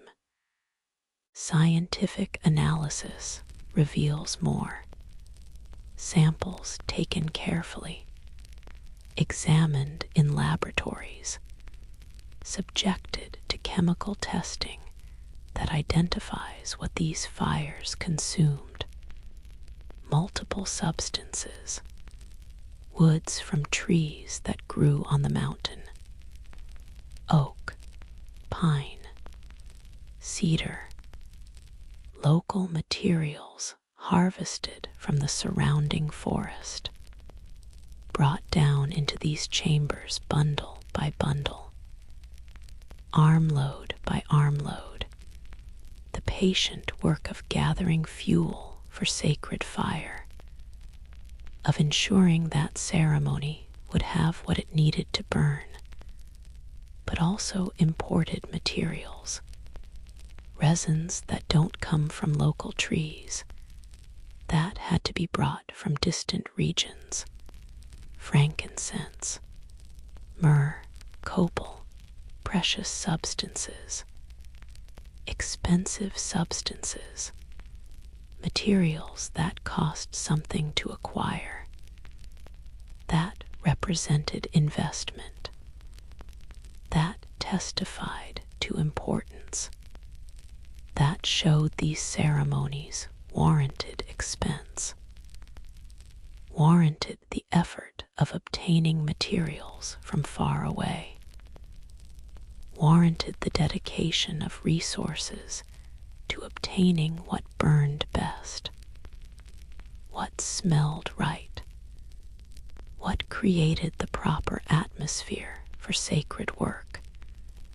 Plant materials appear in the ash, herbs, flowers, substances that have ceremonial associations in many traditions, that were burned for their properties, for their scent, for their symbolic meaning, for whatever effect they were believed to have when consumed by flame. The plants are identified through their chemical signatures, through traces that survive burning, through the residue that remains when organic matter is transformed by fire. The ash is stratified. You can see this where walls meet floor, where accumulation is visible in profile. Layers, like geological strata, like sediment, each layer representing a period, a time when fires burned, a span of years when ceremonies occurred regularly, frequently, when this chamber was active space, was living practice, was place where sacred work happened repeatedly, consistently, year after year. The layers show variations, darker layers, lighter layers, layers with more charcoal, layers with more mineral content. Each variation tells something about what burned, about what was offered during that period, about how ceremony changed over time, about how practice evolved, about the differences between one generation's offerings and another's. The ash becomes record, becomes timeline, becomes document that shows not just that ceremony happened, but how it happened, what it consumed, what it transformed through flame. Some layers contain fragments, pieces of things that didn't burn completely, that survived the fire, that remained identifiable even after exposure to flames. Bone fragments, small pieces, burned but not destroyed. These suggest animal offerings, creatures sacrificed, given to fire, transformed through burning. The bones that remain testify to what was offered, to the life that was given, to the deaths that fed the flames. Other fragments are carved material, stone, ceramic, small objects that were placed in fire, that were burned deliberately even though they couldn't be consumed, that were subjected to flame as part of their offering, as part of their transformation.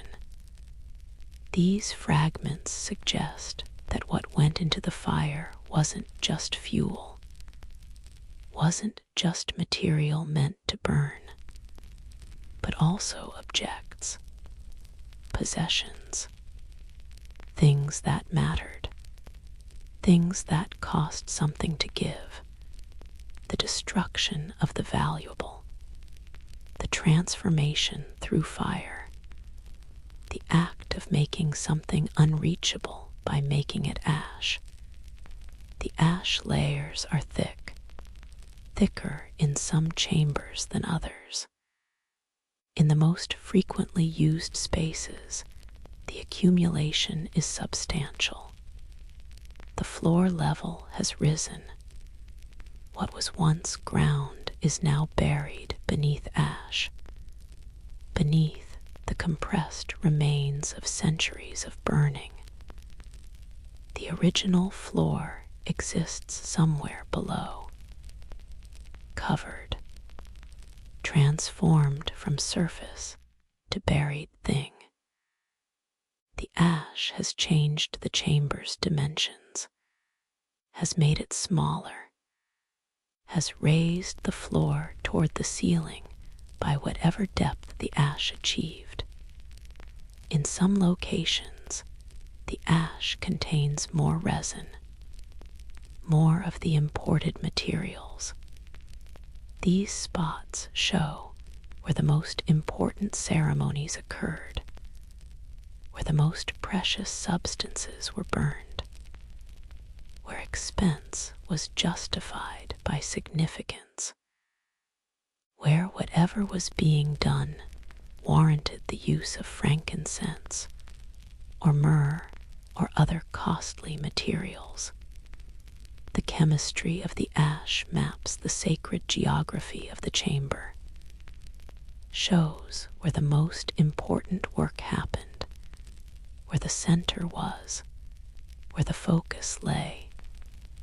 The ash is ancient, has been here for centuries, was created by fires that burned when this complex was active, when people came here regularly, when these chambers held communities of practitioners, when ritual was living thing rather than archaeological curiosity. The last fires burned perhaps 5 centuries ago, perhaps longer. The exact dating is difficult, but certainly the ash has been here longer than anyone living can remember, longer than any living tradition can trace. The ash outlasts the practice that created it. The top layer is the last fire, the final ceremony, the moment when burning stopped, when practice ceased, when these chambers filled with smoke for the last time.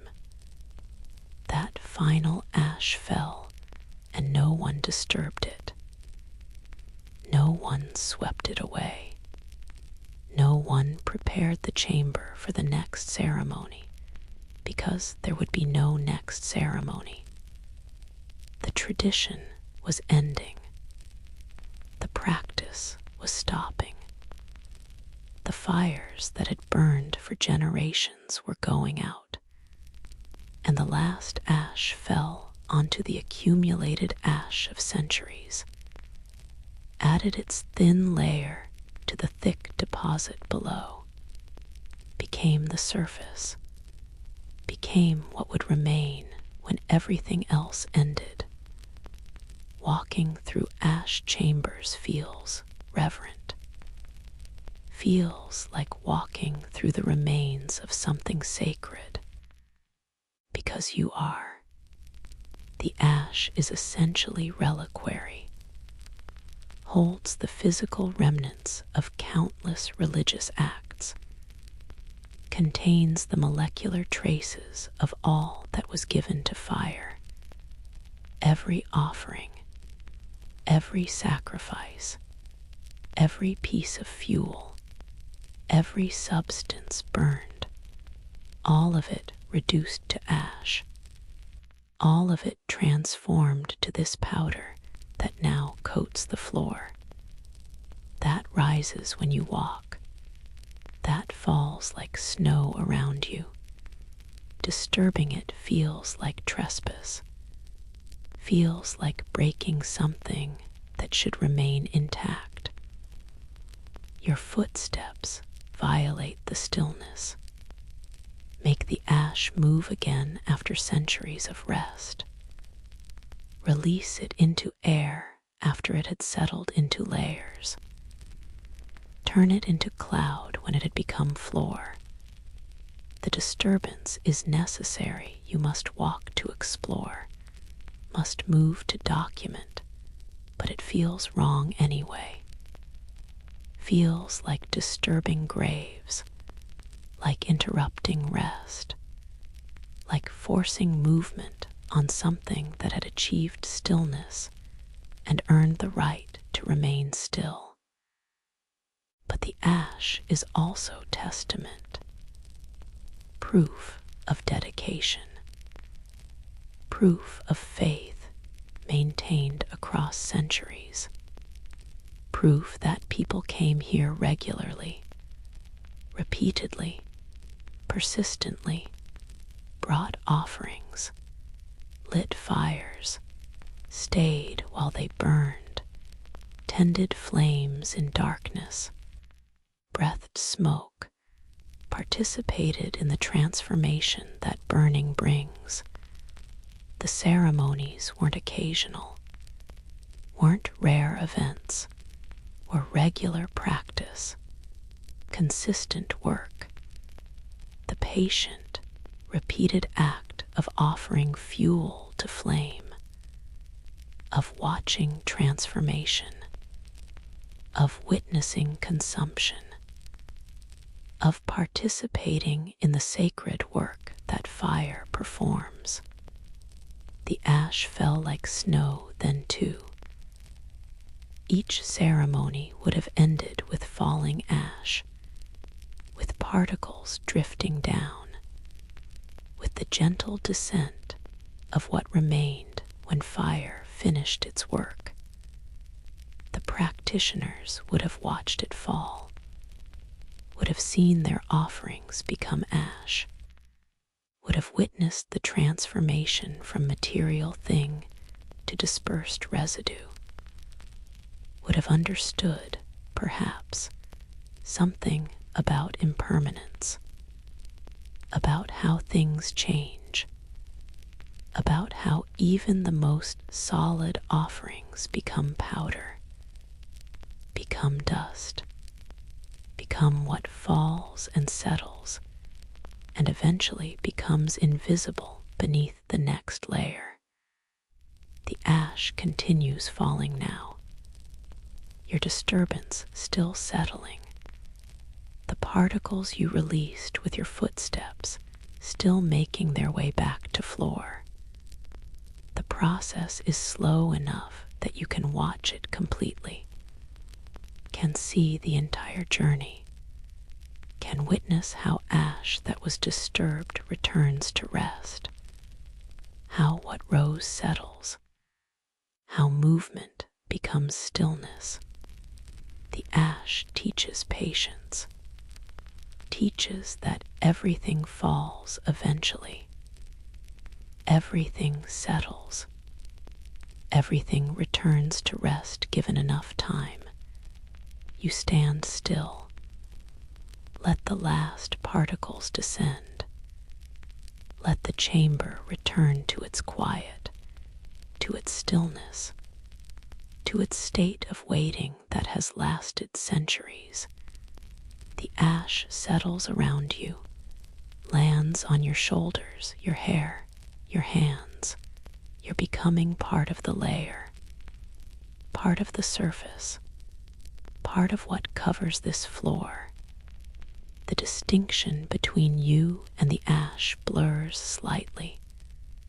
You're both here, both present, both occupying this space, both covered in the residue of sacred work done long ago by people who are ash themselves now, who have become powder, who have dispersed, who have returned to elements. The ash they created outlasts them, holds testimony longer than bodies do. The chambers filled with ash stand as memory, as record, as the accumulated evidence that here, in these specific spaces, fire was sacred work, burning was religious practice, transformation through flame was path to the divine. The ash remembers, holds the memory of every fire in its chemical composition, in its layers, in its depth. The memory is physical, is material, is something you can walk on, can touch, can see rising like snow when you disturb it.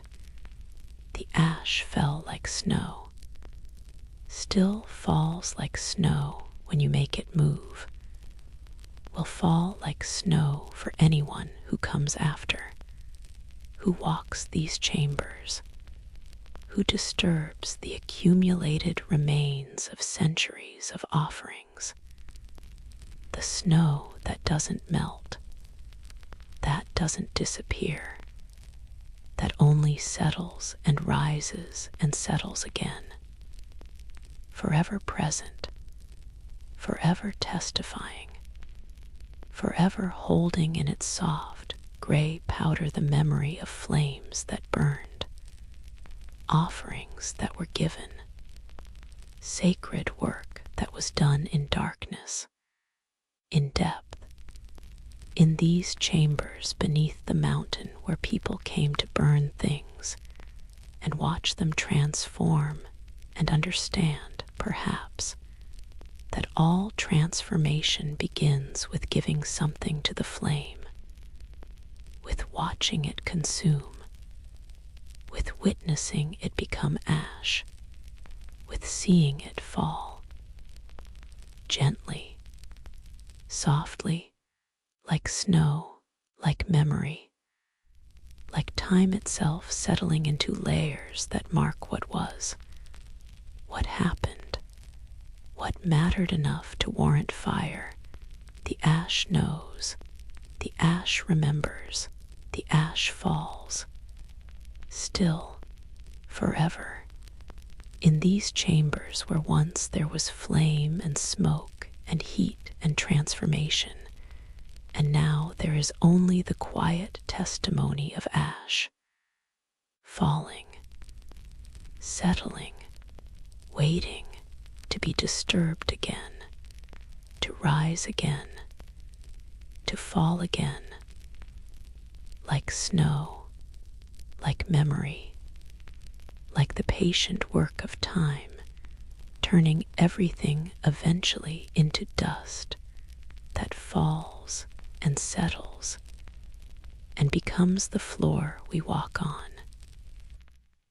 The ash that fell like snow, that falls like snow, that will always fall like snow in these chambers where fire was sacred and ash is all that remains. In what appears to be the final inhabited chamber before the complex's deepest, inaccessible areas, before the sealed door, before the passages that lead to spaces you cannot reach, there is a lamp. Just a lamp. Stone lamp. Carved with the same patient care that went into everything here. Hollow for oil. Channel for wick. Simple in function, but not simple in meaning. Not simple in what it represents. Not simple in the story it tells through what didn't happen, through what never occurred, through the flame that was never lit. The lamp sits centrally, not tucked in a corner, not positioned casually, but placed with deliberation that speaks of importance, of intention, of careful thought about exactly where this lamp should be. The position matters. The placement testifies to significance. This isn't just any lamp among many. This is the lamp, the one that mattered, the one that would have served some specific purpose that other lamps couldn't serve, the one that was necessary for something that required this exact lamp in this exact location.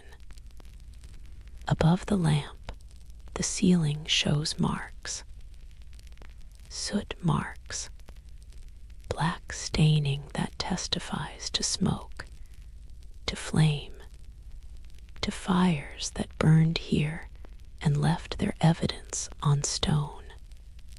But the marks are old, are from other fires, from other lamps that occupied this space before this lamp, or from ceremonies that involved flame before this particular lamp was prepared.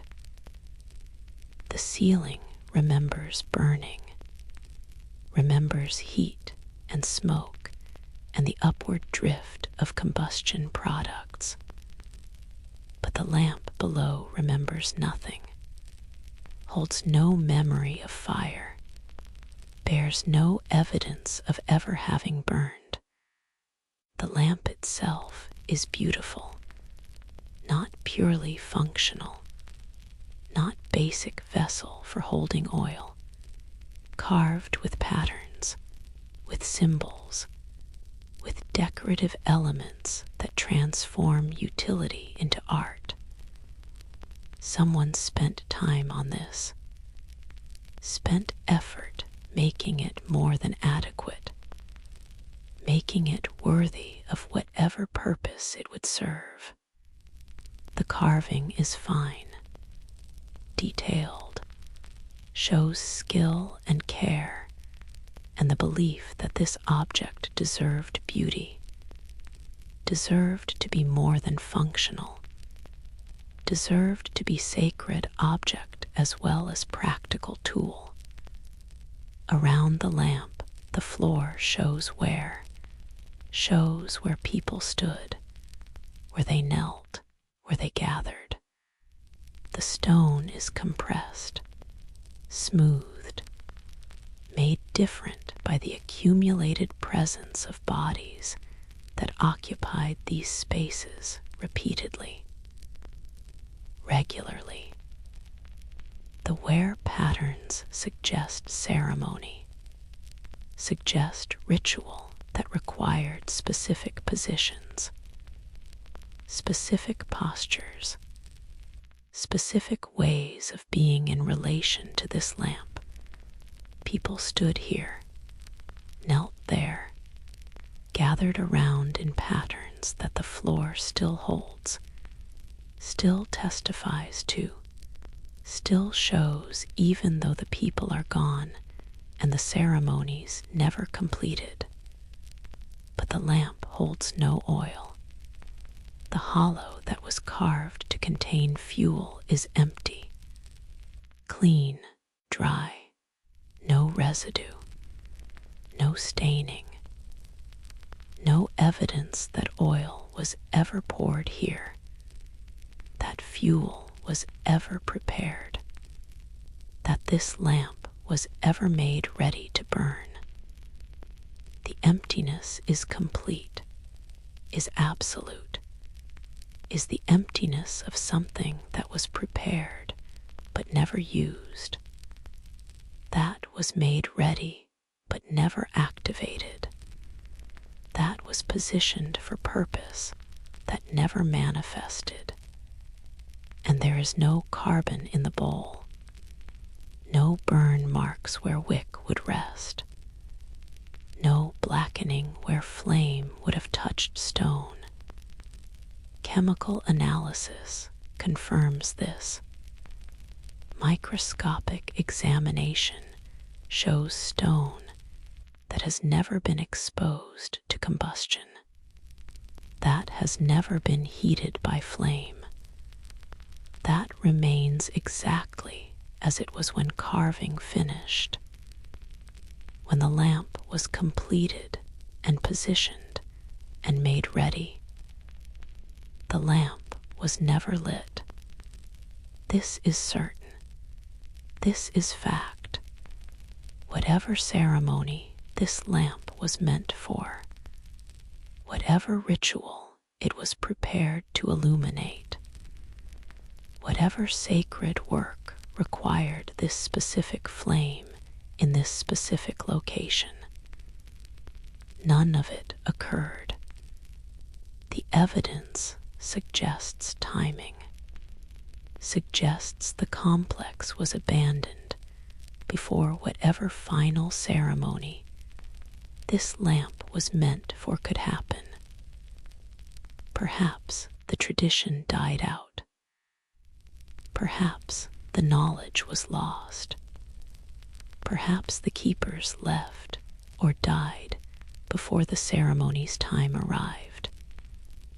Perhaps whatever was supposed to happen required conditions that never manifested, required participants who never came, required knowledge that was never transmitted, required something that circumstances prevented from occurring. The lamp represents interrupted intention, represents preparation without fulfillment, represents the human experience of making ready for something that never arrives, of planning for future that doesn't come, of creating vessels for purposes that remain unachieved. The lamp is poignant in its readiness. In its patient waiting for function, it will never serve. For flame, it will never hold. For light, it will never provide. Around the chamber, other evidence of preparation exists. Small alcoves that might have held additional offerings.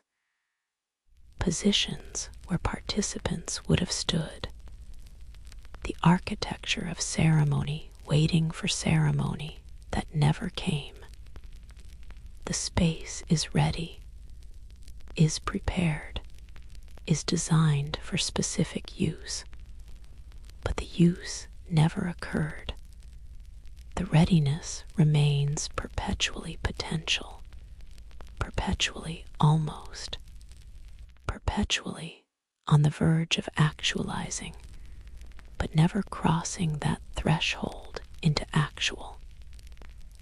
Some scholars propose the ceremony was cyclical, was meant to occur at specific times, perhaps once per generation, perhaps when certain celestial alignments occurred, perhaps when conditions were right in ways that required patience, required waiting. The lamp would be prepared in advance, made ready, positioned, everything prepared so that when the time came, when the conditions manifested, when the ceremony could finally occur, the lamp would be waiting, would be ready to fulfill its purpose. But the time never came, or came after abandonment, or came when no one remained who knew what to do. The conditions manifested, but found no one present to recognize them, to act on them, to light the lamp that waited. The opportunity passed unused. The moment came and went without the ceremony it was meant to contain. The lamp waited through its moment and continues waiting after, continues holding its readiness for time that has passed, for opportunity that has expired, for ceremony that will never occur. There is temptation now. Modern visitors see this lamp, see its prepared state, see how it waits, and some wonder, should it be lit? Should the ceremony, whatever it was, finally occur? Should the lamp fulfill its purpose, even centuries late, even without knowledge of what lighting it would mean, even without understanding of what ceremony it was meant to serve? Should the waiting end? Should the preparation finally achieve its fulfillment? But this feels wrong, feels like violation of something essential. The lamp wasn't lit for reasons. Perhaps the reasons were just circumstance and accident. Perhaps the tradition simply ended before the ceremony's time. But perhaps the not lighting was itself meaningful. Perhaps the ceremony was supposed to happen only under specific conditions, only when certain signs appeared, only when the faithful achieved whatever readiness was required, and those conditions never manifested. Those signs never came. That readiness was never achieved. So the lamp remained unlit, remained in its state of preparation, and its remaining became its purpose, became what it was meant to do, to stand prepared, to represent potential, to testify that some things remain perpetually on verge of happening without ever actualizing. That preparation doesn't guarantee fulfillment. That readiness doesn't ensure occurrence. That making something possible doesn't make it inevitable. The lamp teaches now through not being lit, teaches something different from what it would have taught if ceremony had occurred, teaches about incompletion, about interrupted intention, about how meaning can exist in unfulfilled potential, about how absence can be as eloquent as presence, about how what didn't happen can speak as loudly as what did. The lamp sits in darkness, clean, empty, ready, waiting for flame that will never come, for oil that will never be poured, for ceremony that will never occur, for knowledge that has been lost. It waits not hopefully. Stone doesn't hope, but patiently, with the infinite patience of inanimate objects that have no concept of time passing, that exist in eternal present, that don't distinguish between moments of waiting, because all moments are the same. All moments are this moment. All moments are now. The chamber around the lamp feels suspended, feels caught between preparation and fulfillment, between readiness and occurrence, between potential and actual.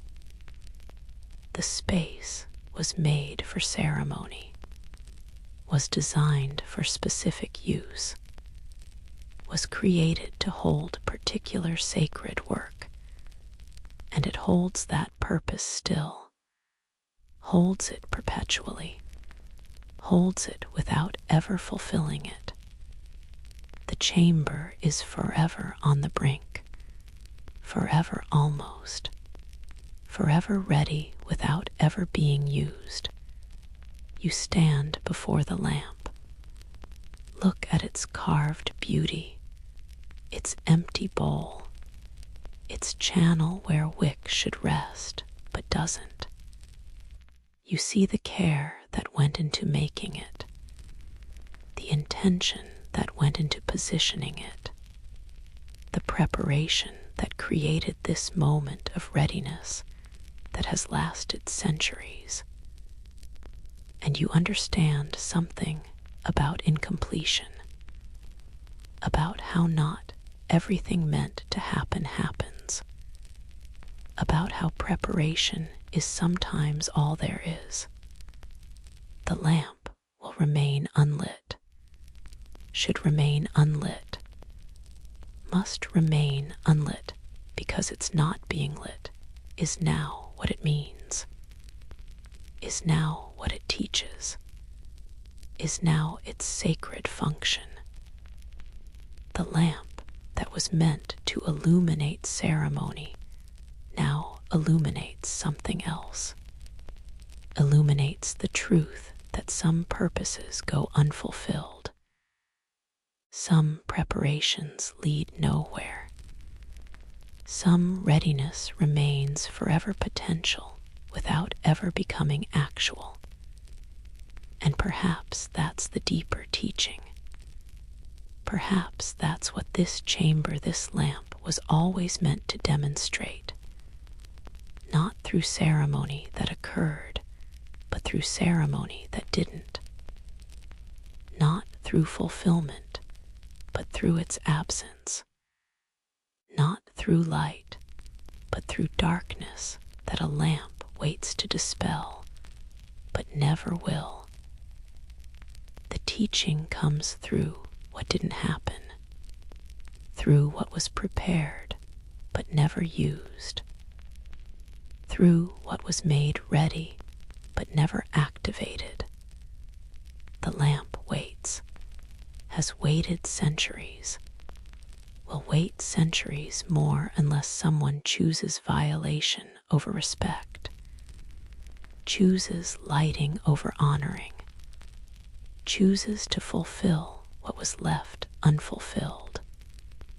But to light it now would destroy what it has become, would end the teaching it offers, would transform it from sacred object into used object, from perpetual potential into actualized past, from lamp that never burned into lamp that finalited. The transformation would end something, would close something, would make incomplete what completion makes complete, and in completing makes common. So the lamp remains, unlit, ready, patient, teaching through its darkness, teaching through its emptiness, teaching through its perpetual state of almost. The last lamp they never lit, the final ceremony they never performed, the culminating ritual that was prepared but never occurred, all of it preserved in this one carved stone vessel, empty of oil, empty of flame, empty of the purpose it was created for, but full of meaning, full of teaching, full of the profound instruction that comes from witnessing preparation without fulfillment, readiness without occurrence, potential without actualization. The lamp sits in darkness, will sit in darkness forever. And in that sitting, in that waiting, in that patient, eternal readiness that will never be called upon, the lamp says something that lit lamps cannot say, says something about the sacred nature of incompletion, about the holiness of unfulfilled potential, about the teaching that comes not from doing, but from not doing, not from light, but from darkness, not from ceremony performed, but from ceremony perpetually anticipated and perpetually deferred.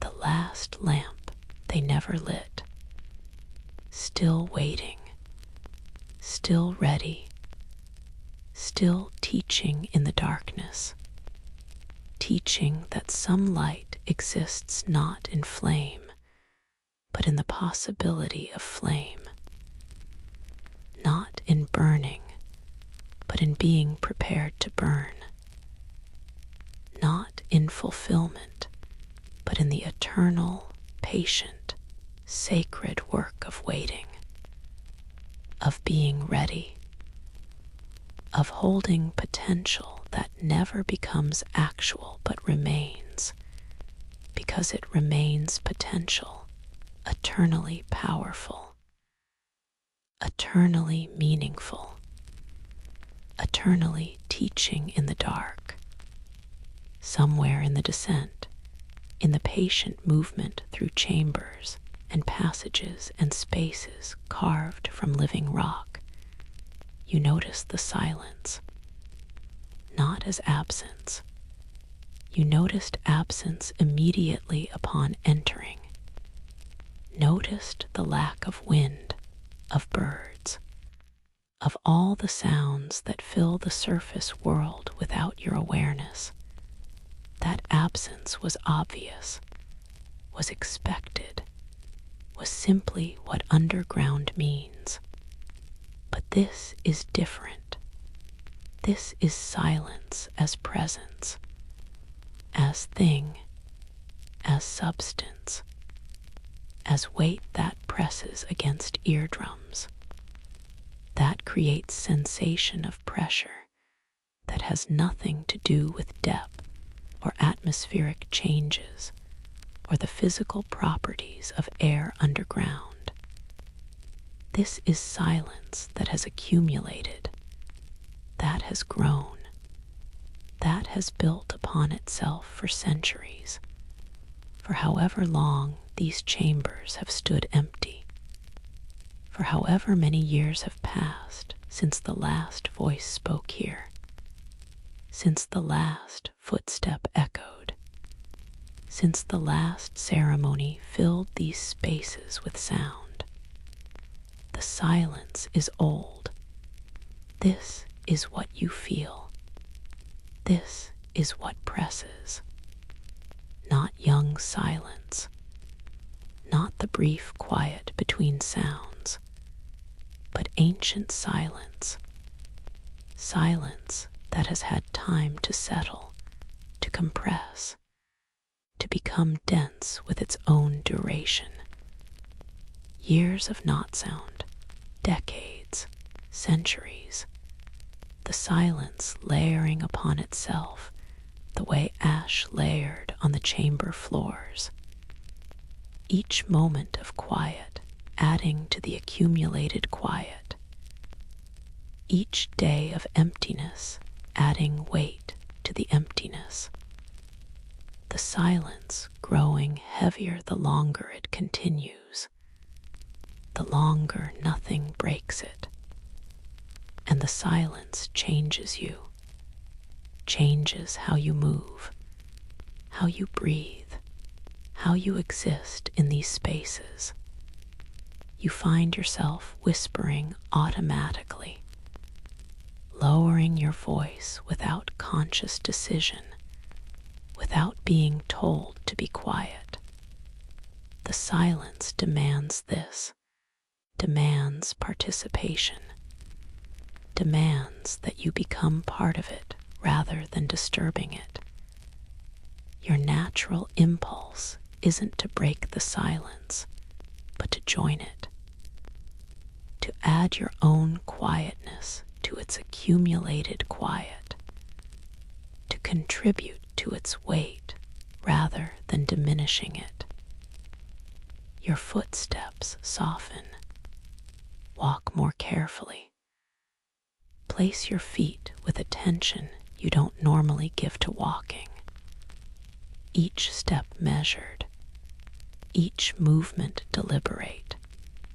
You minimize the sound you create not because rules require it, not because signs request it, but because the silence itself asks this of you, makes you want to be quiet, makes noise feel like violence, like damage, like something you couldn't do even if you wanted to. The silence has authority, has power, has the ability to shape behavior simply by existing so completely, so heavily, so absolutely. Some chambers hold silence that feels almost aggressive. That makes speaking feel impossible. That creates overwhelming sense that sound here would be violation, would be transgression, would break something that shouldn't be broken. These are often the chambers that seem most sacred, most deliberately constructed, most carefully proportioned, as if the builders created spaces where silence could accumulate, where it could grow dense, where it could become the primary offering. Silence as worship, silence as practice, silence as the thing given rather than broken. The act of maintaining quiet becomes the ceremony, becomes the sacred work, becomes what's offered to whatever dwelled or dwells or is believed to dwell in these depths. But silence this deep, this heavy, this complete does strange things to perception, creates auditory hallucinations. The ear, desperate for input, creates sounds, phantom noises, tones that aren't there. Your brain can't accept total absence of sound, can't process sensory void, so it fills the gap, creates the input it needs, generates tones, whispers, voices speaking in adjacent chambers when no one else is present, footsteps, breathing, the sound of fabric moving, all created internally because the silence is too complete, too absolute. The ear creates sounds to make sense of the emptiness. This means everyone's experience of the silence is slightly different. Everyone hears something in the nothing. Everyone breaks the silence internally while maintaining it externally. The phantom sounds are personal, are individual, are each visitor's silence rather than shared silence. You hear things no one else hears. You populate the emptiness with sounds that exist only for you. The silence becomes personal, even though it's collective, becomes unique experience, even though it's universal condition. But beneath the personal silence, beneath the sounds your mind creates, there's the original silence, the one that was here before you entered. That will be here after you leave. The silence of stone and depth and the accumulated weight of time.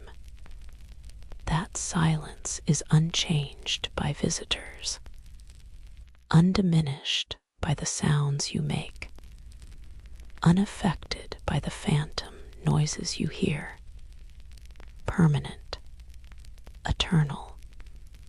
The silence that was here when the complex was first carved and will be here when it finally collapses. When the mountain reclaims its interior completely, when passages fill with rubble and chambers crush under pressure, and everything returns to solid stone with no voids. That silence knows no beginning, knows no ending, is the silence of the mountain's heart, of the place where stone is so deep, so compressed, that nothing moves, nothing sounds, nothing breaks the absolute stillness of the eternal, the silence of geology, the silence of time measured in millions of years rather than human lifetimes, the silence that doesn't change when centuries pass, that doesn't notice human presence or human absence, that simply is, forever, eternally, without variation, without exception. You stand in that silence, become aware of it, become conscious of its weight, of how it presses not just against your ears, but against your entire body, against your consciousness, against your sense of self. The silence is so complete that you begin to disappear into it, to lose boundary between yourself and the quiet. You're not in the silence. You're part of the silence.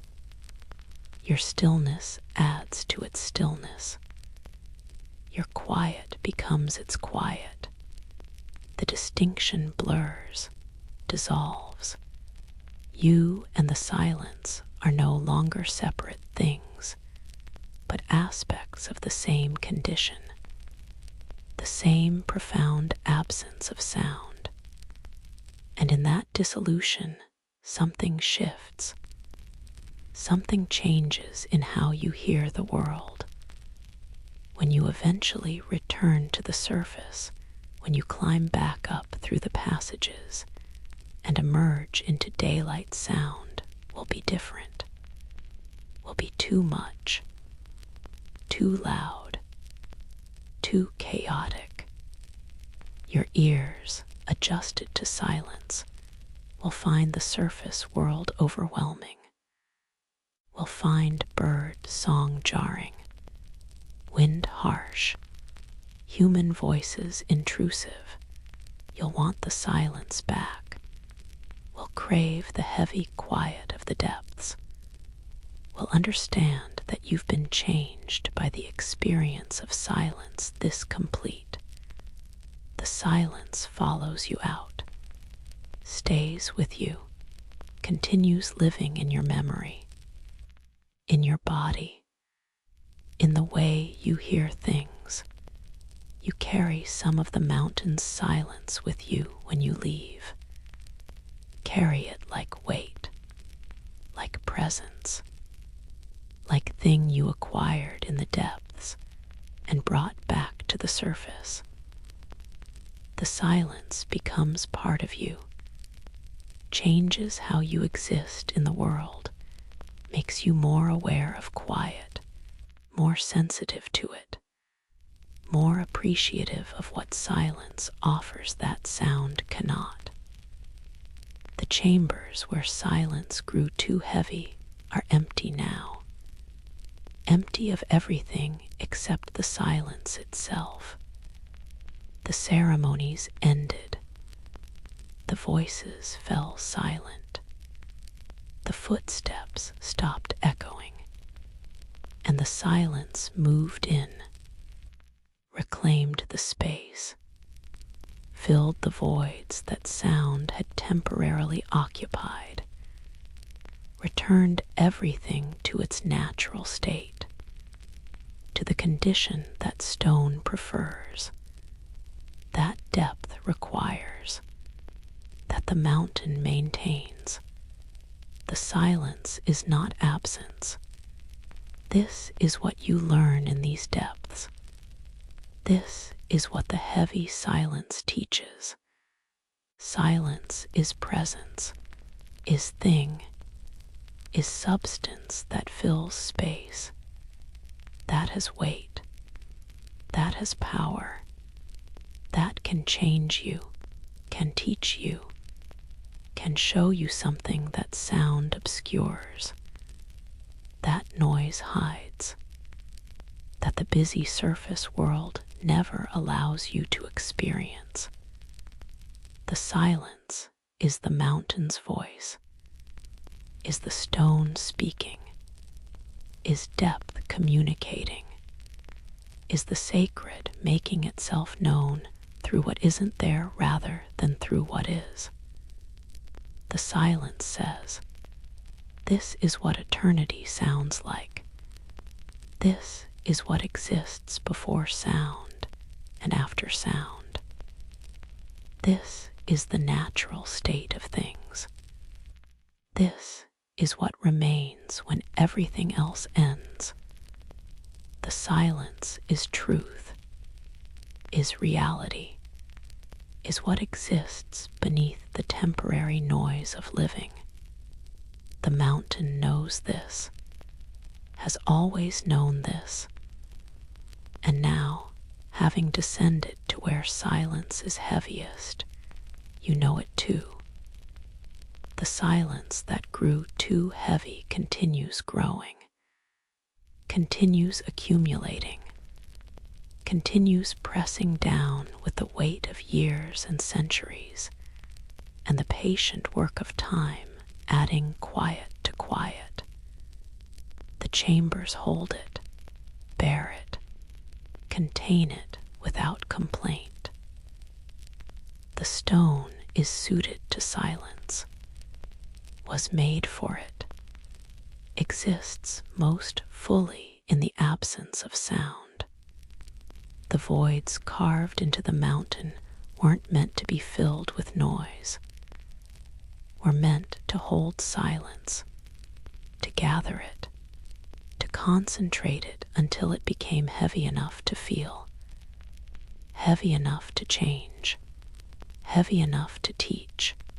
You stand in that teaching, receive it without words, understand it without explanation.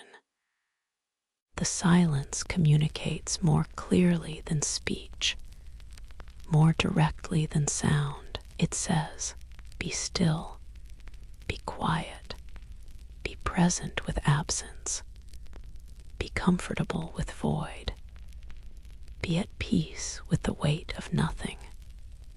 The silence demands surrender, demands acceptance, demands that you stop resisting. Stop filling every space with noise. Stop avoiding the quiet that exists beneath everything. The silence asks you to join it, to become it, to let go of sound and sink into the profound peace of absolute quiet. And slowly you do. Slowly you accept.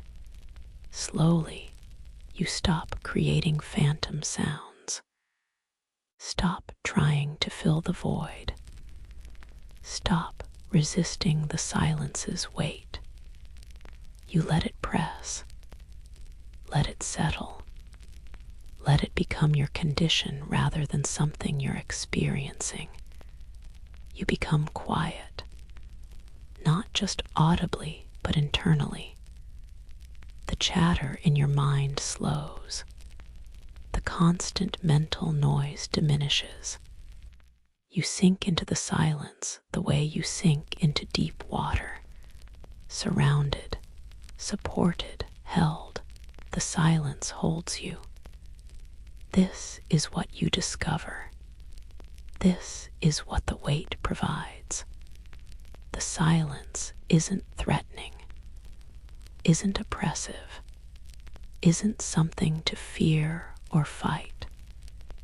The silence holds you gently, supports you, becomes the medium you exist in, like air, like water, like something you float in rather than something pressing down on you. The weight becomes buoyancy. The pressure becomes support. The silence that seemed heavy becomes lightness, becomes the thing that allows you to rest, to stop, to simply be without doing or saying or thinking or making any noise at all. And in that rest, in that stopping, in that profound quiet, you understand why people came here, why they descended into these depths, why they built these chambers, why they devoted themselves to the mountain's interior spaces. They were seeking this silence, this weight, this profound absence of sound that becomes presence of something else, something that can't be named, can't be spoken, can only be experienced in silence this deep, this heavy, this complete. The silence is the sacred, is the divine, is what people called God or gods or the eternal, or whatever name they gave to what exists beyond language, beyond sound, beyond the noise of human living. The silence is what remains when everything else is stripped away, is what's real when the temporary ends, is what's true when falseness falls quiet. The chambers hold this truth, have held it for centuries, will hold it for centuries more. The silence grew too heavy, and in growing heavy became the teaching, became the offering, became what these spaces provide to anyone willing to descend, willing to enter, willing to stand in silence and let it press and let it settle and let it change how they hear the world, how they exist in the world, how they understand what's real and what's noise and what's worth attending to. The silence remains, patient, eternal, heavy with the weight of centuries, waiting for the next person who descends, who finds these chambers, who stands in the quiet and feels it press and slowly, gradually, surrenders to what the silence offers, to what the silence teaches, to what the silence is. The silence that grew too heavy in chambers deep beneath the mountain's heart, still growing, still pressing, still holding the ancient truth that some things can only be heard in silence, that some teachings require quiet, that some encounters with the sacred demand the absolute absence of sound. The silence waits, the silence holds, the silence teaches, forever in the depths, in the wait, in the profound, patient, eternal quiet that is the mountain's gift. The silence, growing, heavy, holy, teaching without words, speaking without sound, forever.